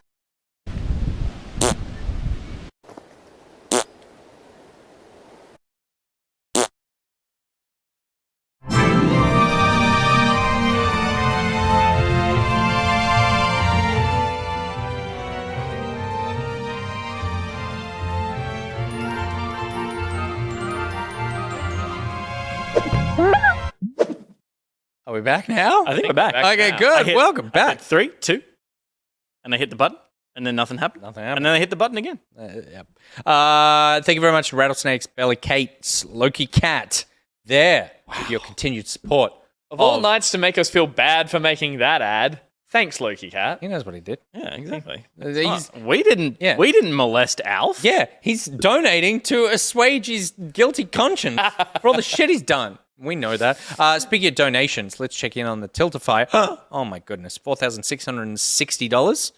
My goodness. Some of those people who donated, I'm just looking at some of the recent ones. Gladeroo, 15. Argonide, Kate, Jazzles, Skiverick and Linny, O'Green AU, Bullet Attractor. Bullet attractor. Yeah, who said the only way to develop experienced researchers is to support emerging researchers, which is a surprisingly nuanced take for Bullet Attractor. Fallon, Sam Funk, Rose Halliwell, Joshy20, Evil Spy Boy, Craig and James, The Vegabus, Bluey, Donna Tapping, Laura Cat, The Bluey. The Bluey, Holy Laura, shit. Anonymous, Another Anonymous, Vesuvius, Boxy, Jules J, Mpod, Made Muse, Widdershins, toxiCHORG, Blinky, Bluey again. Give him a clap, Pete.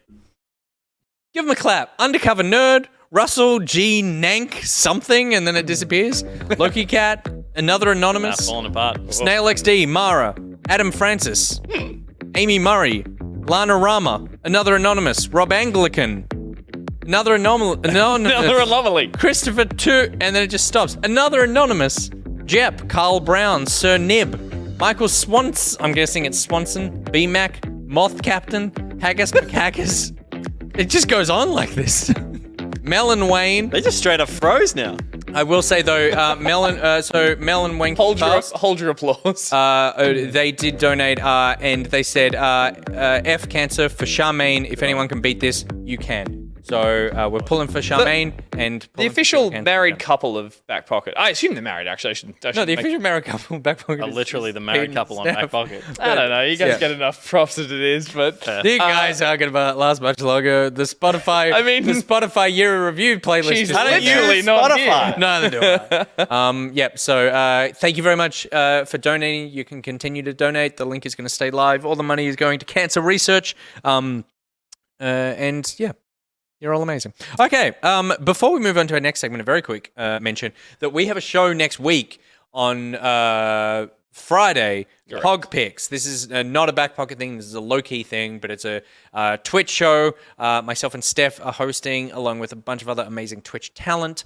It's going to be a really, really fun night, so we encourage you to come along. 6:30? Ish? 6. No, 6. 6. 6-ish.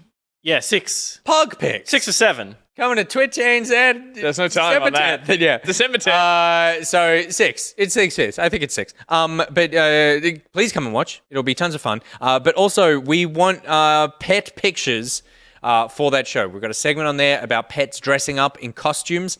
If you have a pet dressed up in ideally a Christmas outfit, but we'll take any outfit whatsoever, any kind of pet, then please, there should be a link in Nightbot that will pop up any moment now that will go to a Google form where you can submit that, put your name in. We would love to show that on the show. And I believe there's also a prize for our favorite picture.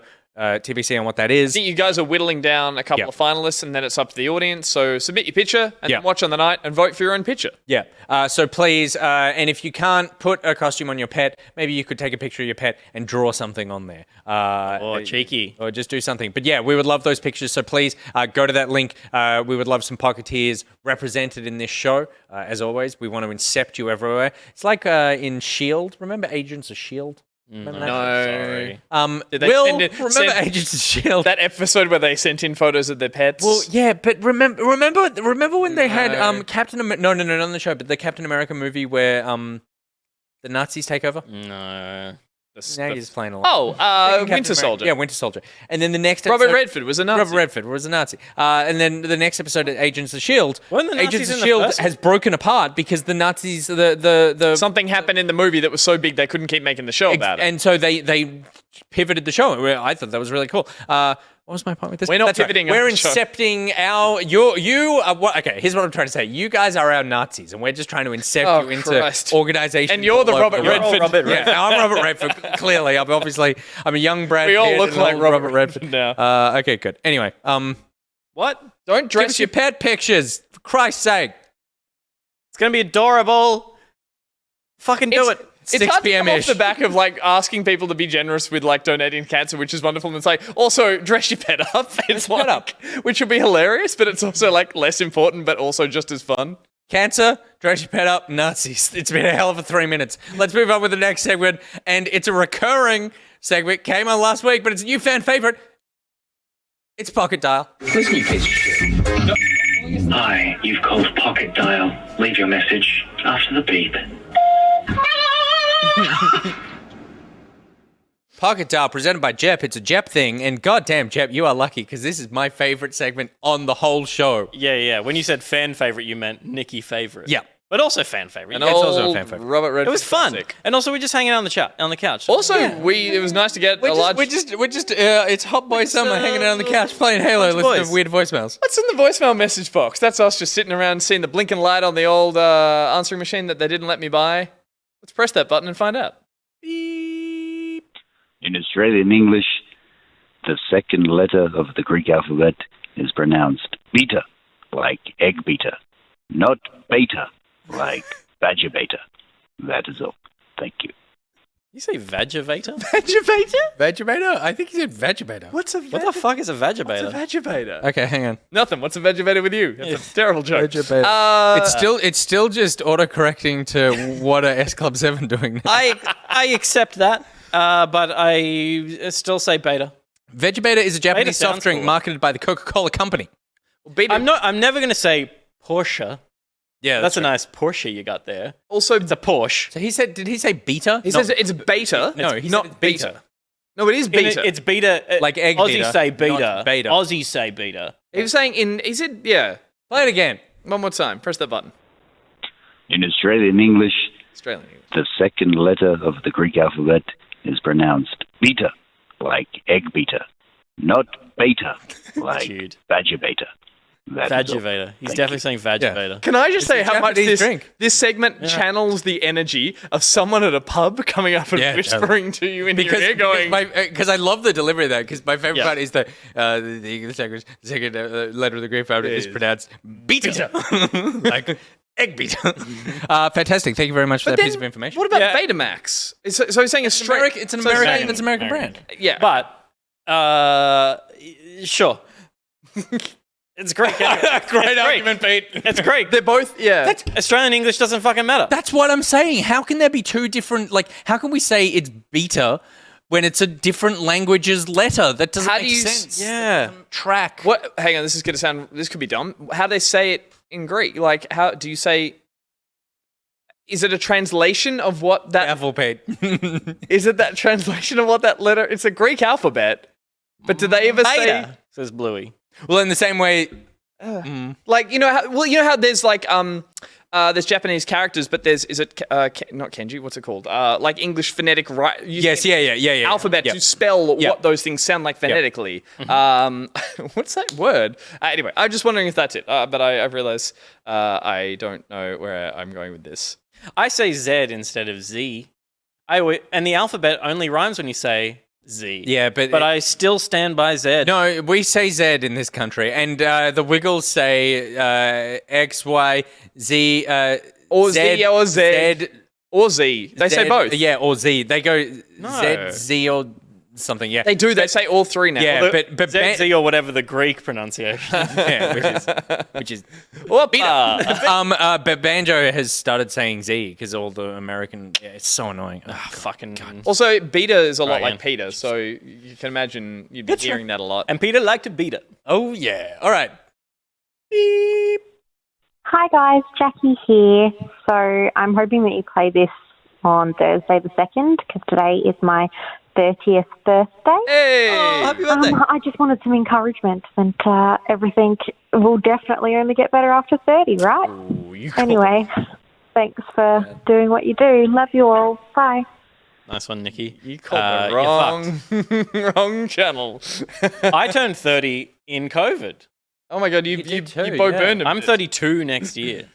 Well, I guess I just beat it to the punch. It was like everything was shutting down, and I was like, I'm 30. This is going to be the best decade. Everyone says it's a great time. Dirty 30. 30 to 35 was great. I had a good time. Whatever. I'm older than 35. Let's leave it at that. But 30 to 35 was good. I had a great time the whole way through. I had nothing terrible happen. Yeah, it was good. COVID? No, I was out of there by that. How old am I? Oh, God. Yeah. It's just a downhill. Like, things in your life get great. Like if you're in a relationship, that could be going great. Having kids, maybe you buy a house. Like lots of life stuff is good. But in terms of like the body, just a downhill slope. Like, I'm looking in the mirror every morning, like genuinely scared at how rapidly I have aged over the last 12 months. Like, no bullshit. I'm actually scared. Cut to a frame of Nick when we first started Back Pocket. Yep. And Will then cut to a shot of just your smooth self. Now. Just your forehead. Now. What the fuck? He's gone. He's so smooth, he just disappeared into the wall. What a piece of shit. What are we paying watch for? our show. What are we paying for? Pretty much everything else. That's true. What do you want? No, I was going to say happy birthday.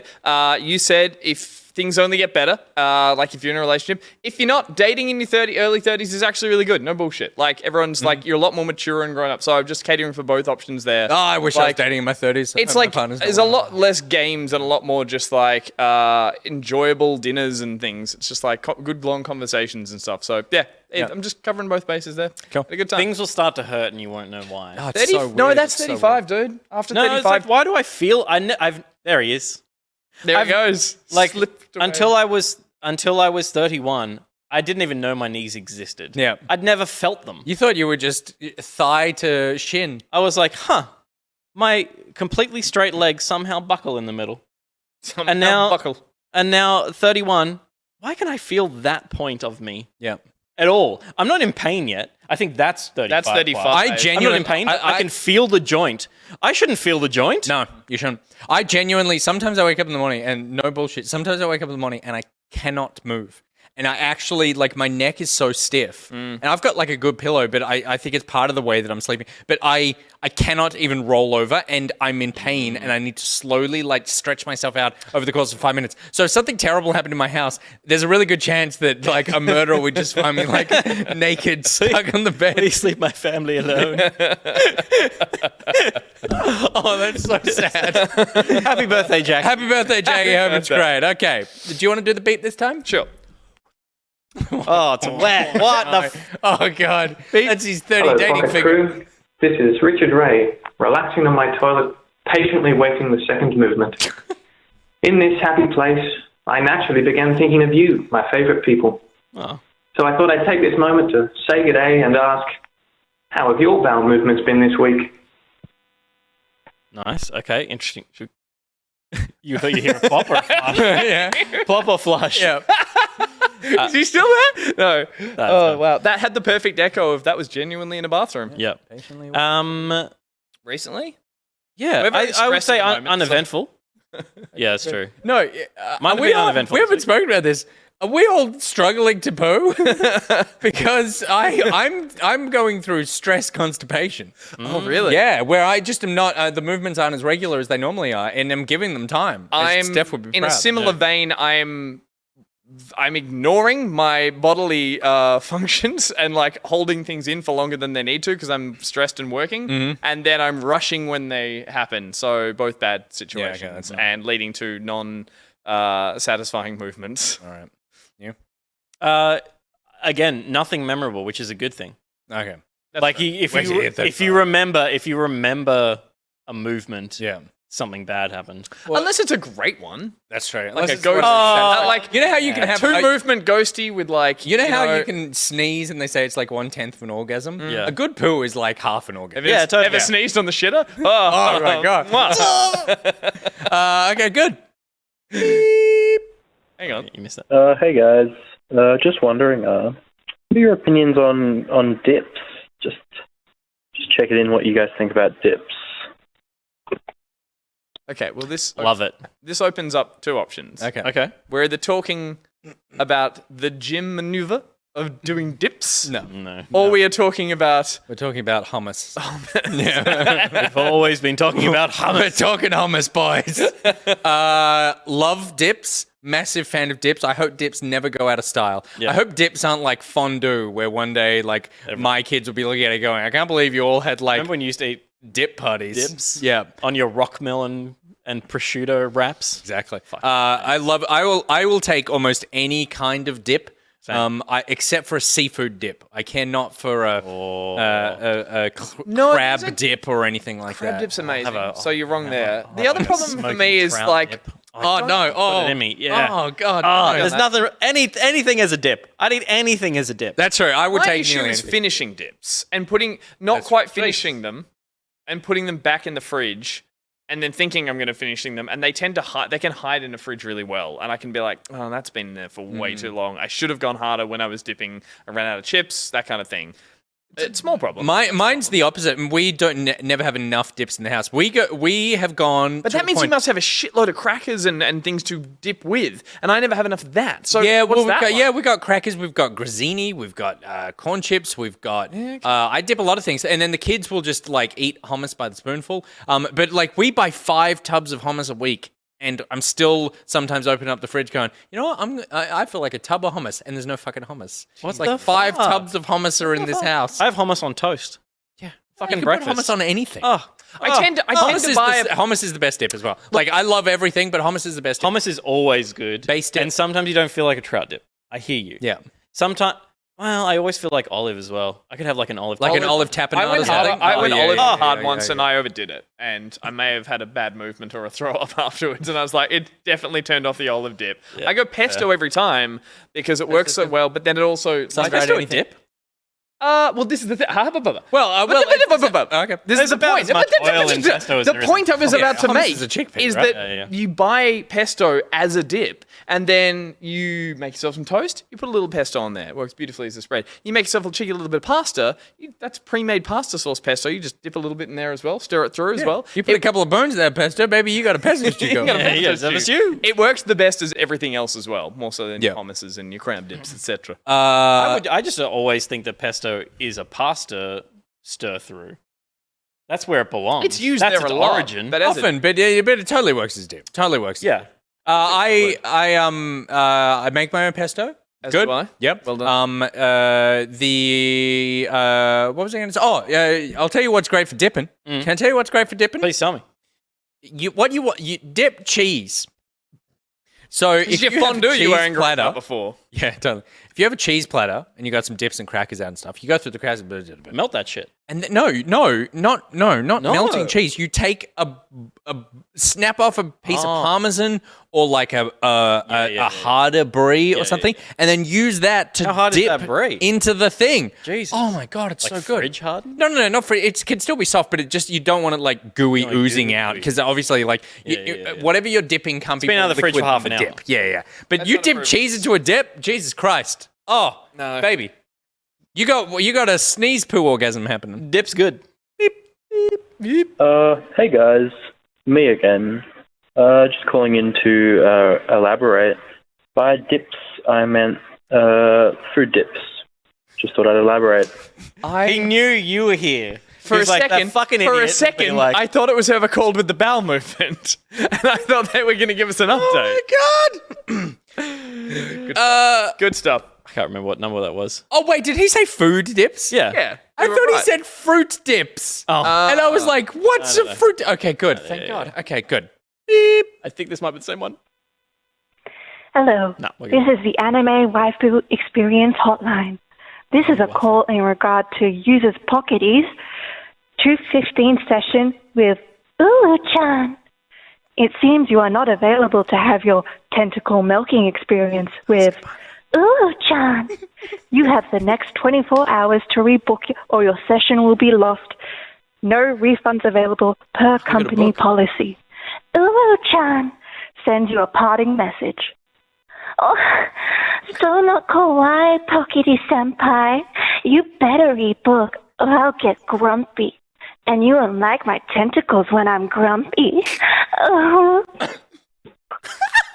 What the fuck? This is why we have the segment. This is why. Yes, that's buddy. Amazing! Hands are up.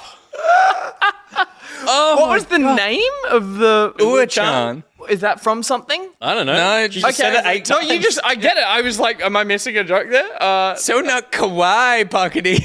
Oh my God. Oh, I mean, wonderful. that's a logie right there. So between dips and the hentai bullshit we just listened to, this is why this segment exists. Yeah. It's a real whiplash. That's the tentacle. Hi, yeah. I'm just at the dog park with my dog at the moment. There's no dogs here. I'm a bit bored. Your dog's Yeah. Just wondering, when you take your dog to the dog park, are there many dogs there all the time? Because I'm really bored and this should be illegal. There should be dogs here all the time. I see Alright. where you got confused. Bye.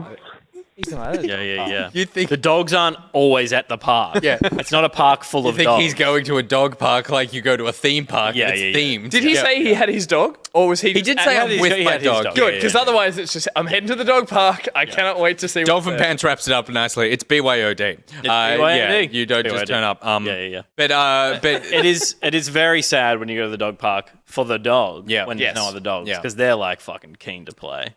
But I do think he said it should be illegal. I agree. I think it should be mandated. There should be two Council dogs. There should be two park dogs there at all times. Yeah. They're just rotated through, like on shifts. Yeah. They don't need to live there. Yeah. But there is Yeah. like a council person there, has two dogs, and they're both very friendly Yep. and happy to always play with whatever dog comes along. I don't mean any offense, but I would quit my job in a heartbeat if the council offered me a job to be at the dog park with two dogs all day.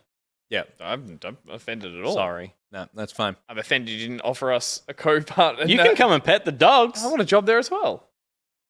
There's not room for... That's right. You think You a have to council have a can break. afford to pay 2 people to be doing that job? It's not a person park, it's a dog park. You can't have more people in a dog park. We're not than all pet in the the eastern dogs. suburbs, mate, where fucking council money flows like wine. It does. Truly. The long-haired dogs they have there. Oh, you should see their coats. Excellent. They're literal coats. But I agree, it should be illegal. Hey, Back Pocket, it's Adrian Triple B. I was just wondering, what lifestyle choice would you make if you could, or what would you like to change about your lifestyle? Thanks, have a great show. More kids or fewer kids? Nah, the kids are great. It's everything else in my life. No. No, it's just movement. It's movement. It's why I bought that bike that I'll ride for 3 weeks and then sell. Oh, is it turned up? It's shipped. Yeah, so right. yeah, so it'll be here next week. It's my body moving. I have unfortunately chosen a profession that involves so much sitting or standing at a standing desk. And so if I could change anything, it would be that. I have had tradies at my house for the last 2 weeks, and I look at them and I'm just like, envy, isn't you it? that spend they- all this time like doing things, building things that aren't begging people to send in pictures of their dogs dressed up as Christmas trees. Do you think? I reckon as well. They must sleep so well. Like, imagine Oh, a yeah. full day of manual labor. Oh, are you kidding? And then, like, we're doing the opposite. We're.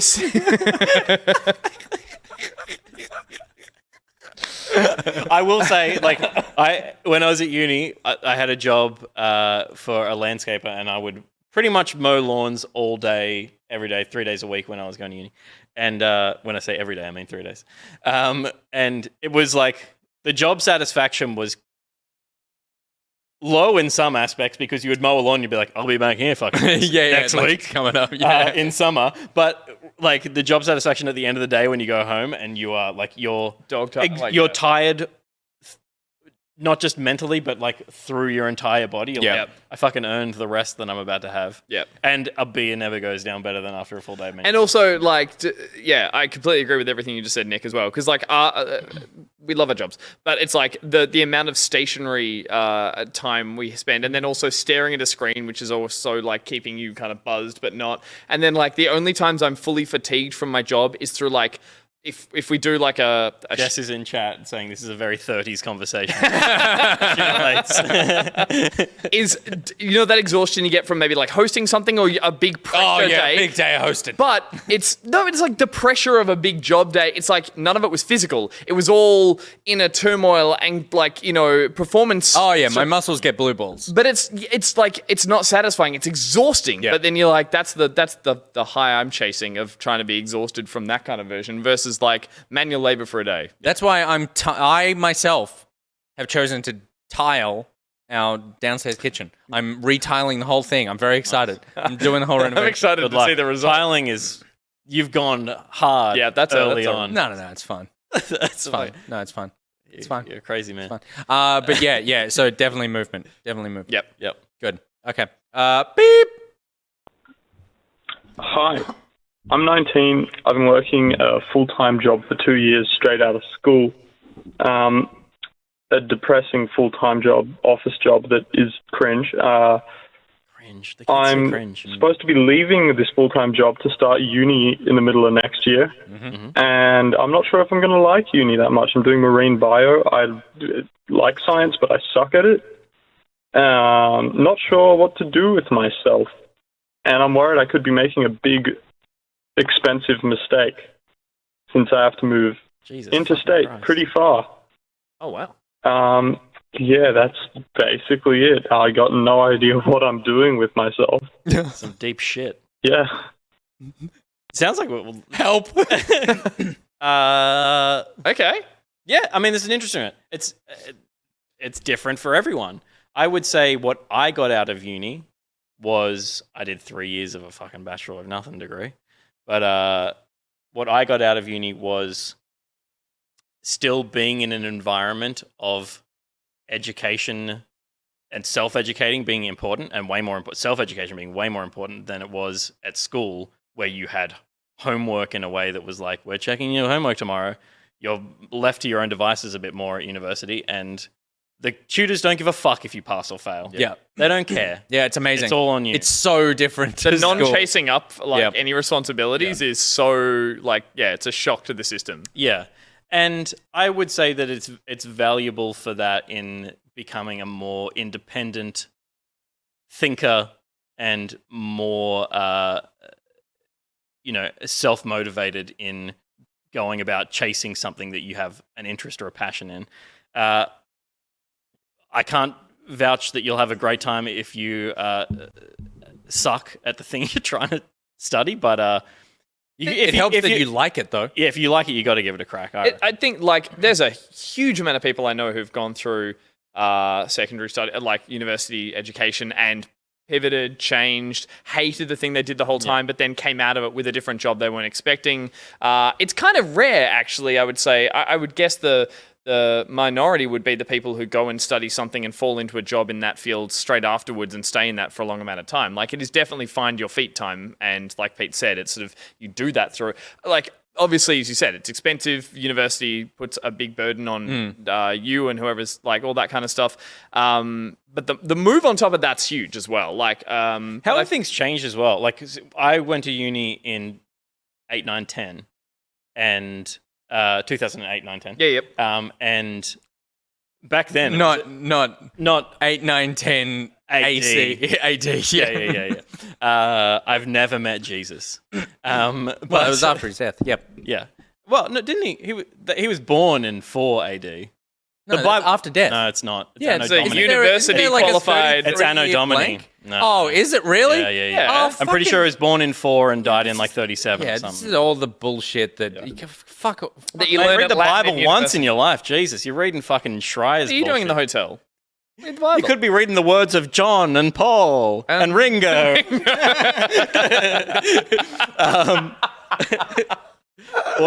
was born in 7 BC. There you go. So he certainly didn't die at 4 AD then. And whatever. What was Who your cares? Fuck, I don't know. We got just stuck on Jesus. Sorry, has 8, uni 9, changed? 10. Has uni changed? The system that was in place then was for from a financial perspective was very good. Of course, you accrue a debt. It is interest-free debt in this country. It was then. And you wouldn't start paying it off. You didn't have to start paying it off until you were... Hit a certain threshold. Hit a certain threshold. And it comes off your earning. It's not like you get a bill each month. Yeah. So while maybe expensive and whatever... Daunting. Yeah. The systems in place then were better than a lot of places around the world. And a lot of, countries that have similar structures to ours. So... definitely heaps better than America. And also, I would say that it's good that you like science. You can always change your degree while you're there. Putting yourself in an institution of education means that you're going to broaden yourself to all the different options that are available. It's also totally viable to not go to uni. If you don't go to uni, I would say that go try to do something that you think could be a career. Because the one thing that I've seen a lot of people who don't go to university is they get stuck in short-term jobs. They're like, I'm just going to work in this thing while I figure out what I'm going to do. And then it's kind of... I'm going to stay in I'm going to move my part-time job to a full-time role, and then you are doing part-time work you're doing full-time hours at a part-time job, which is unfulfilling and has a very and it can get harder and harder to leave that because you're getting more and more comfortable in that. Of course, there's nothing wrong with any job. There's no shame in working whatever. But if it's not what you want to do, then working in your part-time job as your full-time job is not necessarily the best outcome. And that can be a bit of a trap that I do see people fall into. And then also the fun thing would just be accept every opportunity. Just every single good thing that has ever come out of my life is because I said yes to something. So say yes to going to uni. And then if you get a great job halfway through uni, say yes to doing that and quit uni. Always just take the door that is offered to you because it always leads to something even if it doesn't work out. So. Well, speak to Tom Hamathi about marine bio. There you go. Do that as well. You could work out what that food for jellyfish actually was. Yeah. And that sounds like a job that actually has a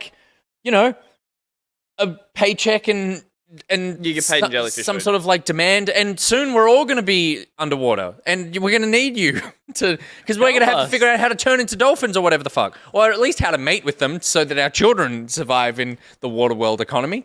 Is there can I press the button? Someone press the button. I think this one. Hi, I'm 19. I've been working. Next one. I have back pockets. This is Barry the Robot. Just two real quick things. One, what should I get my boyfriend for Christmas? Probably something Disney themed, but I've got no idea. Just so he can help me out for that. And two, what advice would you give to new people starting up on YouTube and Twitch? Thank you. That's for Dania.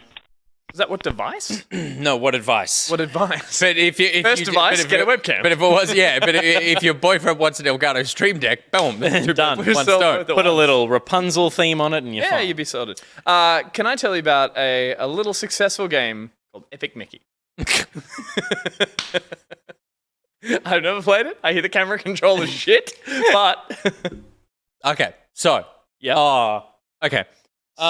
Someone in chat did mention, and I should point out because it may be a good idea, a Disney Plus subscription, if as part of the gift at least. That is the gift that you also get to It's enjoy. a gift that keeps on giving. If you don't already have one of those, but as a Disney fan, your boyfriend probably already has a Disney Plus subscription and Epic Mickey and Epic Mickey Deluxe Edition.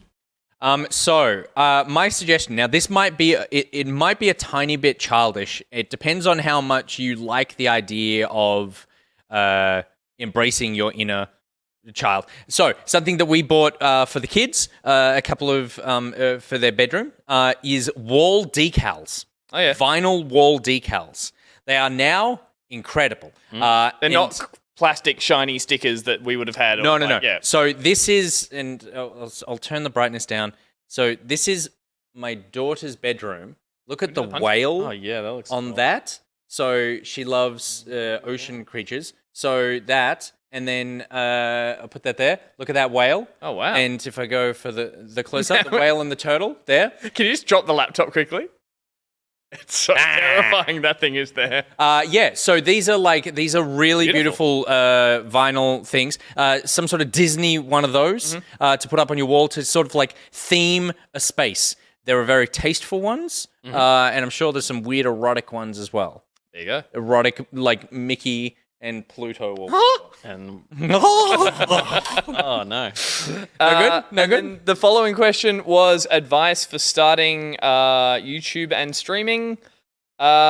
Is that, I guess it's that thing of like make a lot of it, but make it around something you enjoy. I guess like it sounds really crap, but it's like if you like vlogging about something in particular, don't force that because other people are doing it. Don't play that game because other people are playing it. Do it to show genuine interest and excitement in something, and that will be received better than I think trying to chase a fad. Yeah, and like the big thing is like if you haven't done any, just start doing it. You need to just like, and you can set smaller goals. You don't need to go like, oh, I need to be doing 5 days a week because you're not going to make any money doing this for potentially a long time.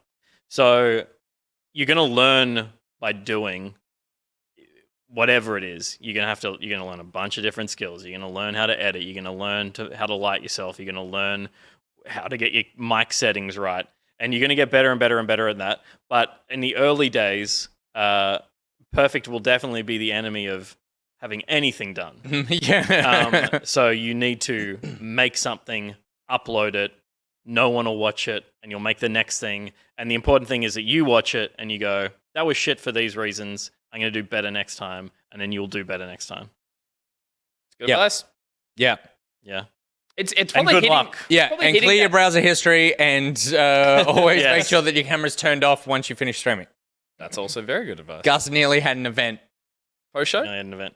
Oh, sure. Yeah, that's good. That's good. Post show. Post show. Beep. I don't know how many more we have. 2. Hey, Back Pocket. So, when you wake up on a Sunday and there's, no food in the house for some reason, I was wondering if you guys did, a weekly meal prep type situation, if you had, some tips or, a go-to dish that you make. Yeah. Dips. That'd be awesome. Meal prep is fucking Shaggy? Meal prep is so fucking hard. I got really into it, and it's so easy to fall out of it really easily as well. So I don't I mean got any offense, but that's such a fucking nerd thing as well. What? Who's cooking meals to eat 5 days from now? Yeah. What a It's- joyless life. It's not nerdy. It's like it's gym. Well, that stuff is like, okay, But is- yeah. if you're committing to trying to like, get cut. I need to only eat protein and whatever. Live on chicken and I got really into meal boxes. I thought they were fucking great. Yeah, yeah, the U-Foods boxes are really, really good. All of them cater for different, I would say they're really good. And they, if you miss one, if you don't cook one night and you go, you just keep all the ingredients, I've reworked the ingredients. It fills your fridge quite responsibly. Sometimes you look at it and go because it all comes as the fresh ingredient, you're like, I forgot to make whatever was on that recipe card, but look at my fridge. I have spring onion in there for some reason. I should find a reason to use that. Yeah. Also, not necessarily meal prep, but just like when you're cooking something that you could cook in bulk, cook it in bulk. So if you're making like a spaghetti sauce, then just make twice the amount that you normally would and then freeze it in batches and then you'll have it. Also, there's lots of things like Funky Pies is a brand. They're vegan pies. You don't need to do vegan stuff, but there are good like frozen pie, frozen meal things out there that are like you can have on a whim. So like we'll have that, and then like the easy version is like that, and then like cook some peas, mash them up, butter, salt, lemon. That's a great meal. Yeah. Wait, what? Just don't like mushy peas. Yeah. Okay. You've never had mushy peas before? As a meal? No, with the pie. Pie, mate, you fucking crazy. Right. You'd have that in the pie because it takes 5 minutes. I've also never had that. Yeah. So Never had mushy peas. no, on a pie? Feels very. That's a classic. That's a classic. And then you put some gravy on top. You swizzle some gravy on Gravy, top out of of course, a little. but mushy peas, I think. Yeah, no. It's a pie float. Do not go to funkypies.com though. That is a sex website. Yeah, don't do that. Those Go mushy to- peas are a different thing altogether.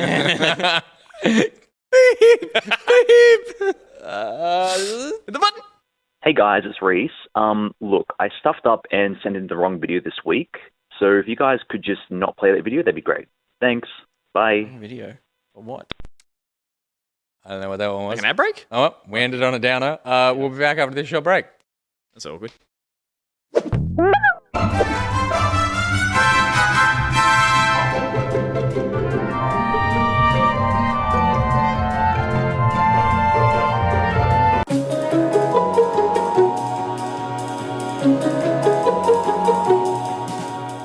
So if you guys could just not play that video, that'd be great. Thanks. Bye. I went, well? What are you doing? I just left a message saying this is the wrong video. Look, it's a bear. Oh god, how am I gonna end this video? I'm so unprepared. Unprepared!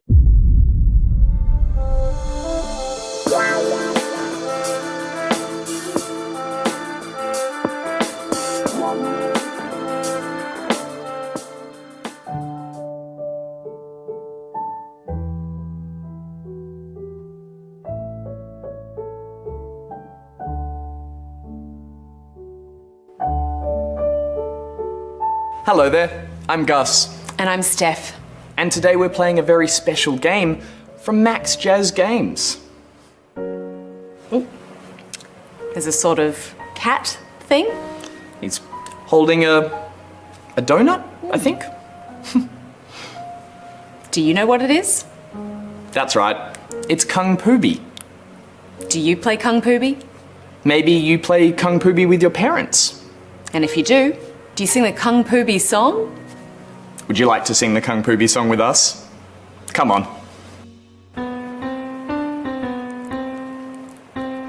Kung Pooby. Kung Pooby. Pooby here, Pooby there, Pooby everywhere.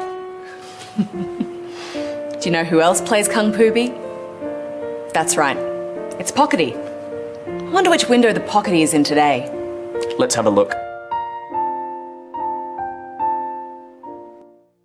Is it in the round window? Or the foot window? Or is it in the Angus shitting himself window? That's right, it's in the severed foot window.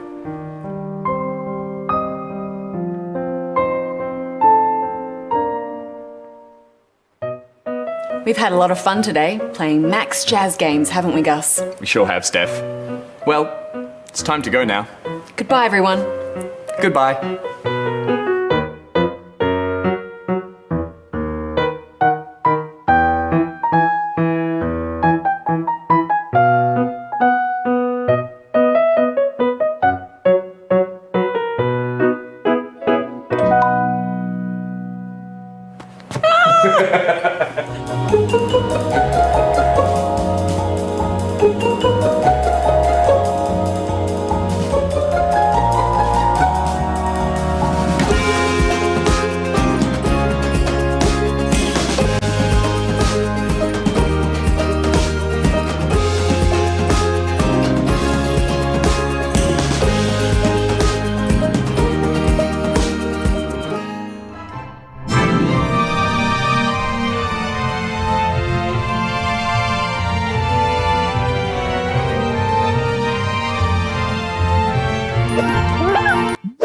Simba.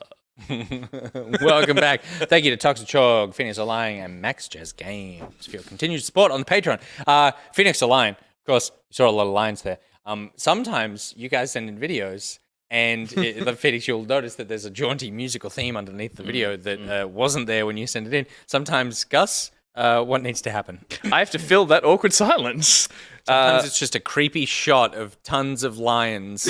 Well, I think like when it's silent, this is really weird. I think the other one, I've forgotten who it is who submitted it, but it was also a really cute Lego set. With like a lot of Doctor Who's in there. I'd say Doctor Who now. And again, no music, but and the one walking up the mountain just has breathing, just has filming, and it's like really. And we put a jaunty track, and it's I can't remember who you are. Undermining people's vision. Nothing wrong with the vision. It's the audio that's missing. So there you go. It is because, of course, we do want to respect your creative vision. It's more that anytime, because obviously the show is filled with talking and sound effects and music beds and transitions.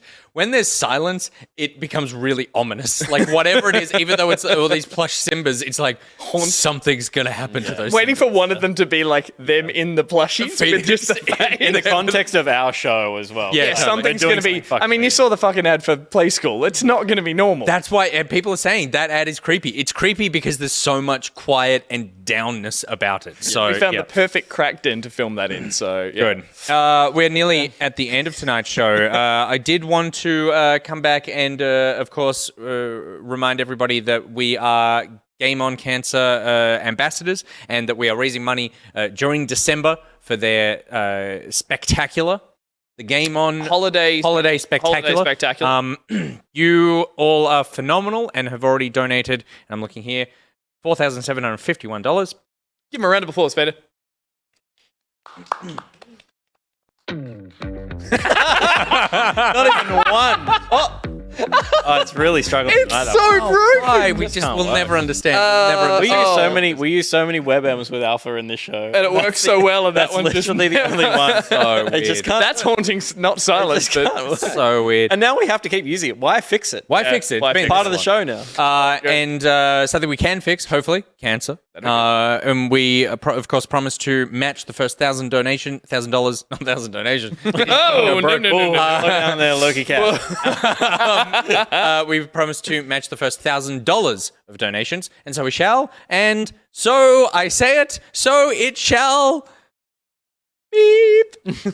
Oh shit! The company card bounced. No, it's gone through. Donation complete, and that's me getting the CommBank notification. Totally. It is good. For some reason, it's not coming up on the thing, but it will hopefully update in a second.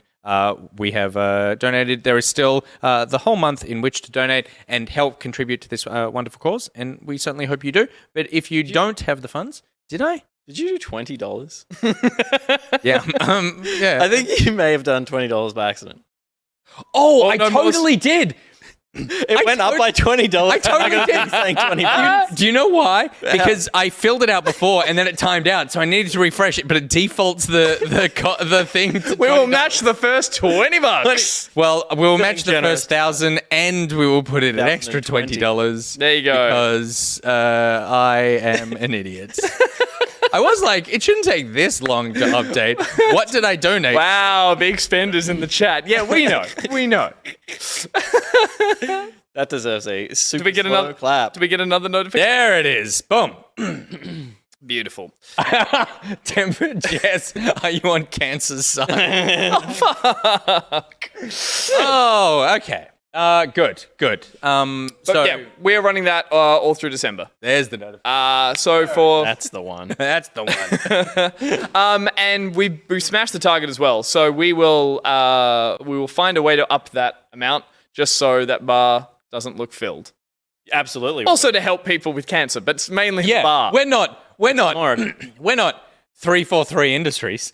We know how to motivate and incentivize our fan base in order to continue being a part of this show. It's a new bar.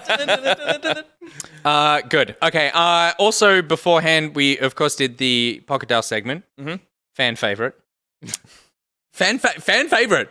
Best segment on the show by far. But if you want to call in, and I noticed we've already got a couple of calls. I'm like 50-50 this button will work. Is it clapping?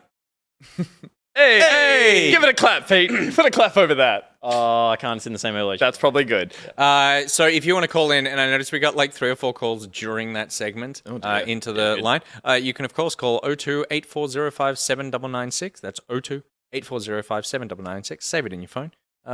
Call us with your thoughts. Come on. Call us anytime. Call us about anything. You know, I will say, did you notice there's one in there from my dad? I haven't. He said he sent one. So, so Cullen. Okay. Oh, how about I get My it to son just play was it? shit I'll at get mowing it. lawn. I'll Yeah, get yeah, it, and I'll just play it. yeah. I'll play it on here. Yeah. You gonna do it live? I want to hear it. Have you heard it? No.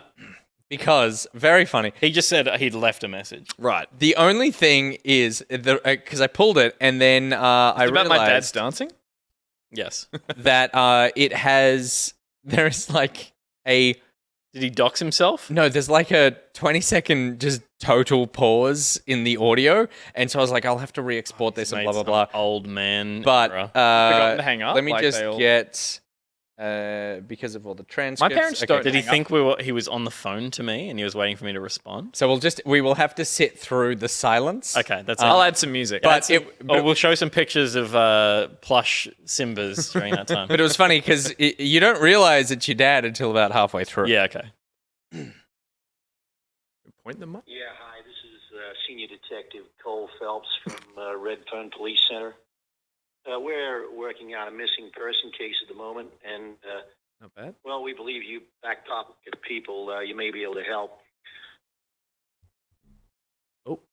Silence. Ah. Wait for it. Is that Cole Phelps? Yeah. Is that from LA? He played LA Noire. Called Pierre. We're concerned about his well-being. His mother hasn't seen him for several weeks, and he's not Red Dead. responding to any phone calls or messages.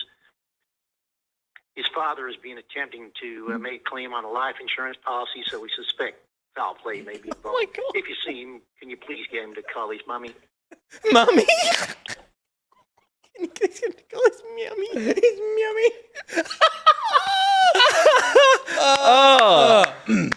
Can we just say in the rankings of cool dads on tonight's show, yours definitely beat mine. Call your Miami. Call your Miami.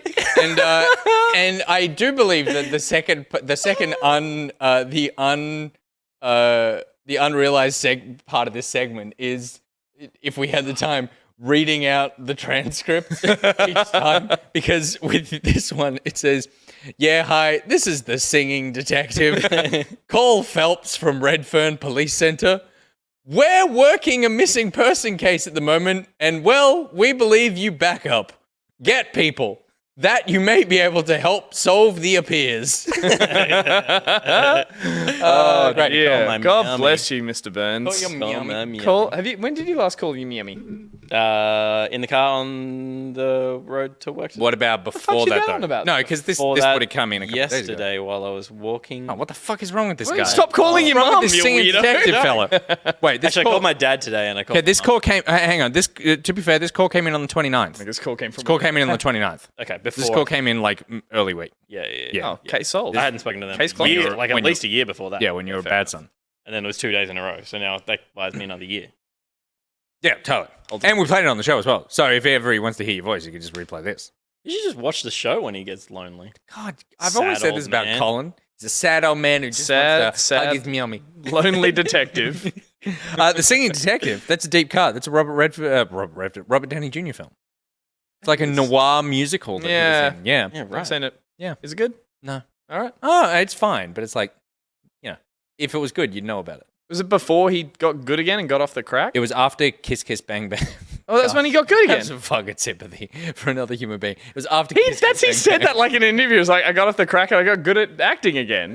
Yeah, but after Kiss Kiss Bang Bang. Which was then. That was it. That's what I'm saying. He got good. He's got good. Oh, he was so shit before then. He's doing all right, I hear. Thanks, Dad. What was that? Okay. We've covered the donations. We've covered Pete's dad. We've covered the Sitting Detective. We did the phone number for Pocket Dial. All that's left is to thank the mods. And to mention that we are rounding out the last game club of the year. Oh, yeah. Yeah, we lied. We lied to you. We lied a little. We knew we were lying when we did it. We lied like Robert felt it. Downey Jr. lied to his sponsor. What the fuck? What is wrong with you? What is wrong with you? We're going to do the game club for Guardians of the Galaxy later on. Are we going to put the Shut up. Are we going to put the date on it? Yeah, Sunday. Okay. Sunday. Okay. 9:30 p.m. Yeah. There you go. Shut up, Gus.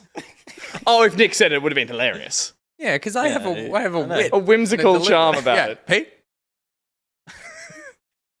Yeah, Sunday, 9:30 p.m. AEDT. That's when that's going to be on. And then also next Friday is the Pog Pog pics. pics. Send in your dog pics or pet pics. Send in just pics. Send 'em in. Pet pics. 9:30 p.m. on a Sunday. Dressed up. And then there's a link in the Nightbot. We've done that. Mhm. I thought there Now was we nothing. can thank everyone. Yeah, let's just thank everyone. Thank you to the mods. I did see the mods banned someone before, or at least like Fuck silenced them. Oh wow. Yeah, we had Always. a few comments today that were like It's first snarky. time chatters, but were like Oh, yeah, they obviously got just banned. like rocked up to be a bit of a tease, bit cool, Oh yeah, bit I hate cool. those- I was There was probably a- those kids with the leather phone. There was a where's Junglist? Was there Which is really? like, was oh, it really? fucking classic. Oh my Good god! Was material. it really a Yeah, Where's there's a Where's Jungle? Jungle. Wow. Jesus Christ! Which I'm not mad about. I think it's funny. I've always thought it was funny. How many more white men does this person want on the show? Jesus Christ! Is three not enough for you? Yeah. Thank you to the mods for the good banning work. Keep it up. We love you, and we love you even more when we see you wield that ban hammer with the sort of Swinging it around. tenacity of a Robert Downey Jr. swinging a crack pipe. It's Francis, I think there was a joke about the where's Steph comments. Good. Oh, I missed that. Ow. with the tenacity of a Robert Downey Jr. swinging a crack pipe is what I said. Oh, that's so good. Don't you laugh. Thank you very much, Peter. The clap in my ear. Yeah, he got it. Brutal. Let's thank. Mods, they are Gat, Syntax, Eric, Kit, Carnage, Liz, Dahlia, Sith Cat, Phoenix, Lion, Disturb, 778, Jax, Caboose, and What the Shark. Thank you very much for all the hard work you do. Oh my goodness, we love you. We love you so much. You don't realize it because we don't get to talk to you that much, but we're always thinking of you, and we've got body pillows of all of you. If we had your phone numbers, we'd be calling you and leaving you messages We constantly. would. That should be a segment. We get their What numbers. about we get them Harass to the mod. we get Harass people, a mod. Or, yeah, or just or a reviewer. Like we just get viewers to submit their phone numbers, and then we just call them up on the show and just leave voicemail messages. That's a mod. That's a mod. I mean, that's a feels that's a dangerous. that's a seg. I'm like, yes. I'm so tired. No, let's not do that. What, that segment? Yeah. Oh, we'll easily do it next year. We'll run out of shit like by February. Thank you to all the back pocket patrons as well who make the show possible. Literally could not do the show without you. Could not do it. We would have to go and just do other work to live. And instead you Physical let us work. do this show, and the funds with which you give us to make this show justify the borderline absurd amount of time we put into the back pocket Abusing content. poor Robert Downey Jr. Yep. That is in no way financially responsible decision, but because of you, it is a financially viable. Does that mean is viable as good as responsible? I think it's better. Okay, good. Who are those Patreon people? You know who you are, but there's also Top Stitches. I'm going to say who you are right now. Pete, here we fucking go. Bring me in with a smooth clap. Smooth clap. Here we go. Yeah. Oh, so excited for a frame. Of course, you've got knee, I've got knee, Pete feels his knees, it's Oranishi. You say Nathan, I say, God damn it, Will. You're so sexy. It's Mason, not Nathan. Slowpunk, you might pink slow, which is what I've written here, but you donate fast and often. Happy birthday, mate. It's LokiCat. He's not even playing Metal Gear Solid 5 because he's too busy crashing his bank account servers and draining his bank account. Speaking of draining, he's leaking milk from all his nipples. It's Akarash. Hey, I just installed this brand new shooter, and goddammit, Avex is already level 30, but he's not good enough to play Halo with Pete. He's not good enough to play Suck it, loser. with Pete. He's your new favorite Twitter follow. It's Nigratex, and I actually pulled one of his tweets for a segment that we decided to not do tonight, so I'll do it next week. It's a good tweet. It's a good tweet. Go follow him at Nick Belling on Twitter. Don't use shitty homebred box. Use a boxy. Box your corpses in a boxy. We built this city, then we sung this city, then we got copyright strike for the Melody. city. Melody. That's good. It's Coastal City. Oh. MaxJazzGames. Kung Fu isn't just a game, it's a state of mind. But, Gus, it's mainly a game. Kung Fu. Good. What happens in the Vega bus? Stays inside the Vega bus. Destroyer of worlds, then builder of worlds, then seller of worlds. It's a good gig or it's a scam, but we know it's A. Timothy. Who's that good boy? Who's that good boy? It's Jepp. Yes, it is. Yes, it is. No evil spy boy. Bad evil spy boy. Head to potatesmultifish.com for more information. American correspondent Frayhem spreading the good word pocket across the USA. And Gus, take this one for We Are Robots. God, yo. What are they good for? Making controllers. Making a contribution to our Patreon. Thank you very much. We Are Robots. And that's not all they're good at. They are good at making video game custom controllers. So you should go and buy one from them. There's one on our shelf. There's one on our shelf right now. Look, Pete, give me my close-up. There it is. It's directly behind Right behind the end. Jump forward. There it is. That's the donut one. That's the non-copyrightable cartoon character donut one. That's what a Patreon. Should I get it? Yeah, get it. Yeah, you get it. I almost got up, but my knees. I was going to say, that's what a Patreon amount gets you. An out-of-focus, back-shelf shot of what you are here to get promoted. They're great products. They're great products. When they're in Trust us. focus, they look Oh, amazing. they're lovely. Very nice. Look at this. That is a tasty controller. Put it there. The pink donut, the strawberry, the raised embossed sprinkles. Oh, it tastes so good. Oh, yeah. Look at the fucking donut brown of the back part. Oh, it actually tastes just disgusting. But that's not because of their work. That's the thumbstick, and the thumbstick, I believe, is part of the controller. They didn't do anything. That's not there. Do you reckon they do a I don't know. knockoff? They're in chat right now. Do you do a limited edition Halo Infinite controller knockoff? Oh, Jesus Christ! Yes. I know. Like they. Did you get one? No, I didn't. No, I didn't You get know, one. I think I told this story, but I was like, I for some reason woke up at like 4 a.m. on the morning that they were coming out, and it was like they were on the. I saw a tweet from Microsoft that they were on the Microsoft store now, and I was like, I don't need that shit. I'm an adult. and then I fell back asleep and woke up at 7 or something, and then they were all sold out already. Yeah. They're on eBay. They're very expensive. Yeah, they're like $450 or something on eBay. If you haven't seen We Are Robots, check them out on Twitter. They do like custom fun controllers. I'm sure they'd take a commission for a knockoff, but I don't know if that's part of their business model. So maybe you could add some of your own flavor to it. Do a better one. Add some sprinkles to it. Yeah, rise the challenge, We Are Robots. Do a better one. I assume you do Elite controllers as well, because I realize now I can't not have an Elite controller. Like I play with the paddles for Halo. I play with the paddles for a bunch of games now. So now, like I bought that Forza controller. It's beautiful. You never touch trash. It's just sitting on the desk. I've got like 6 Xbox controllers. I need to buy another Elite so that I have one upstairs. It's ridiculous. Like, I mean, these are very, very, very, very privileged problems. But I want that Halo one so bad. $500 on eBay last time I checked.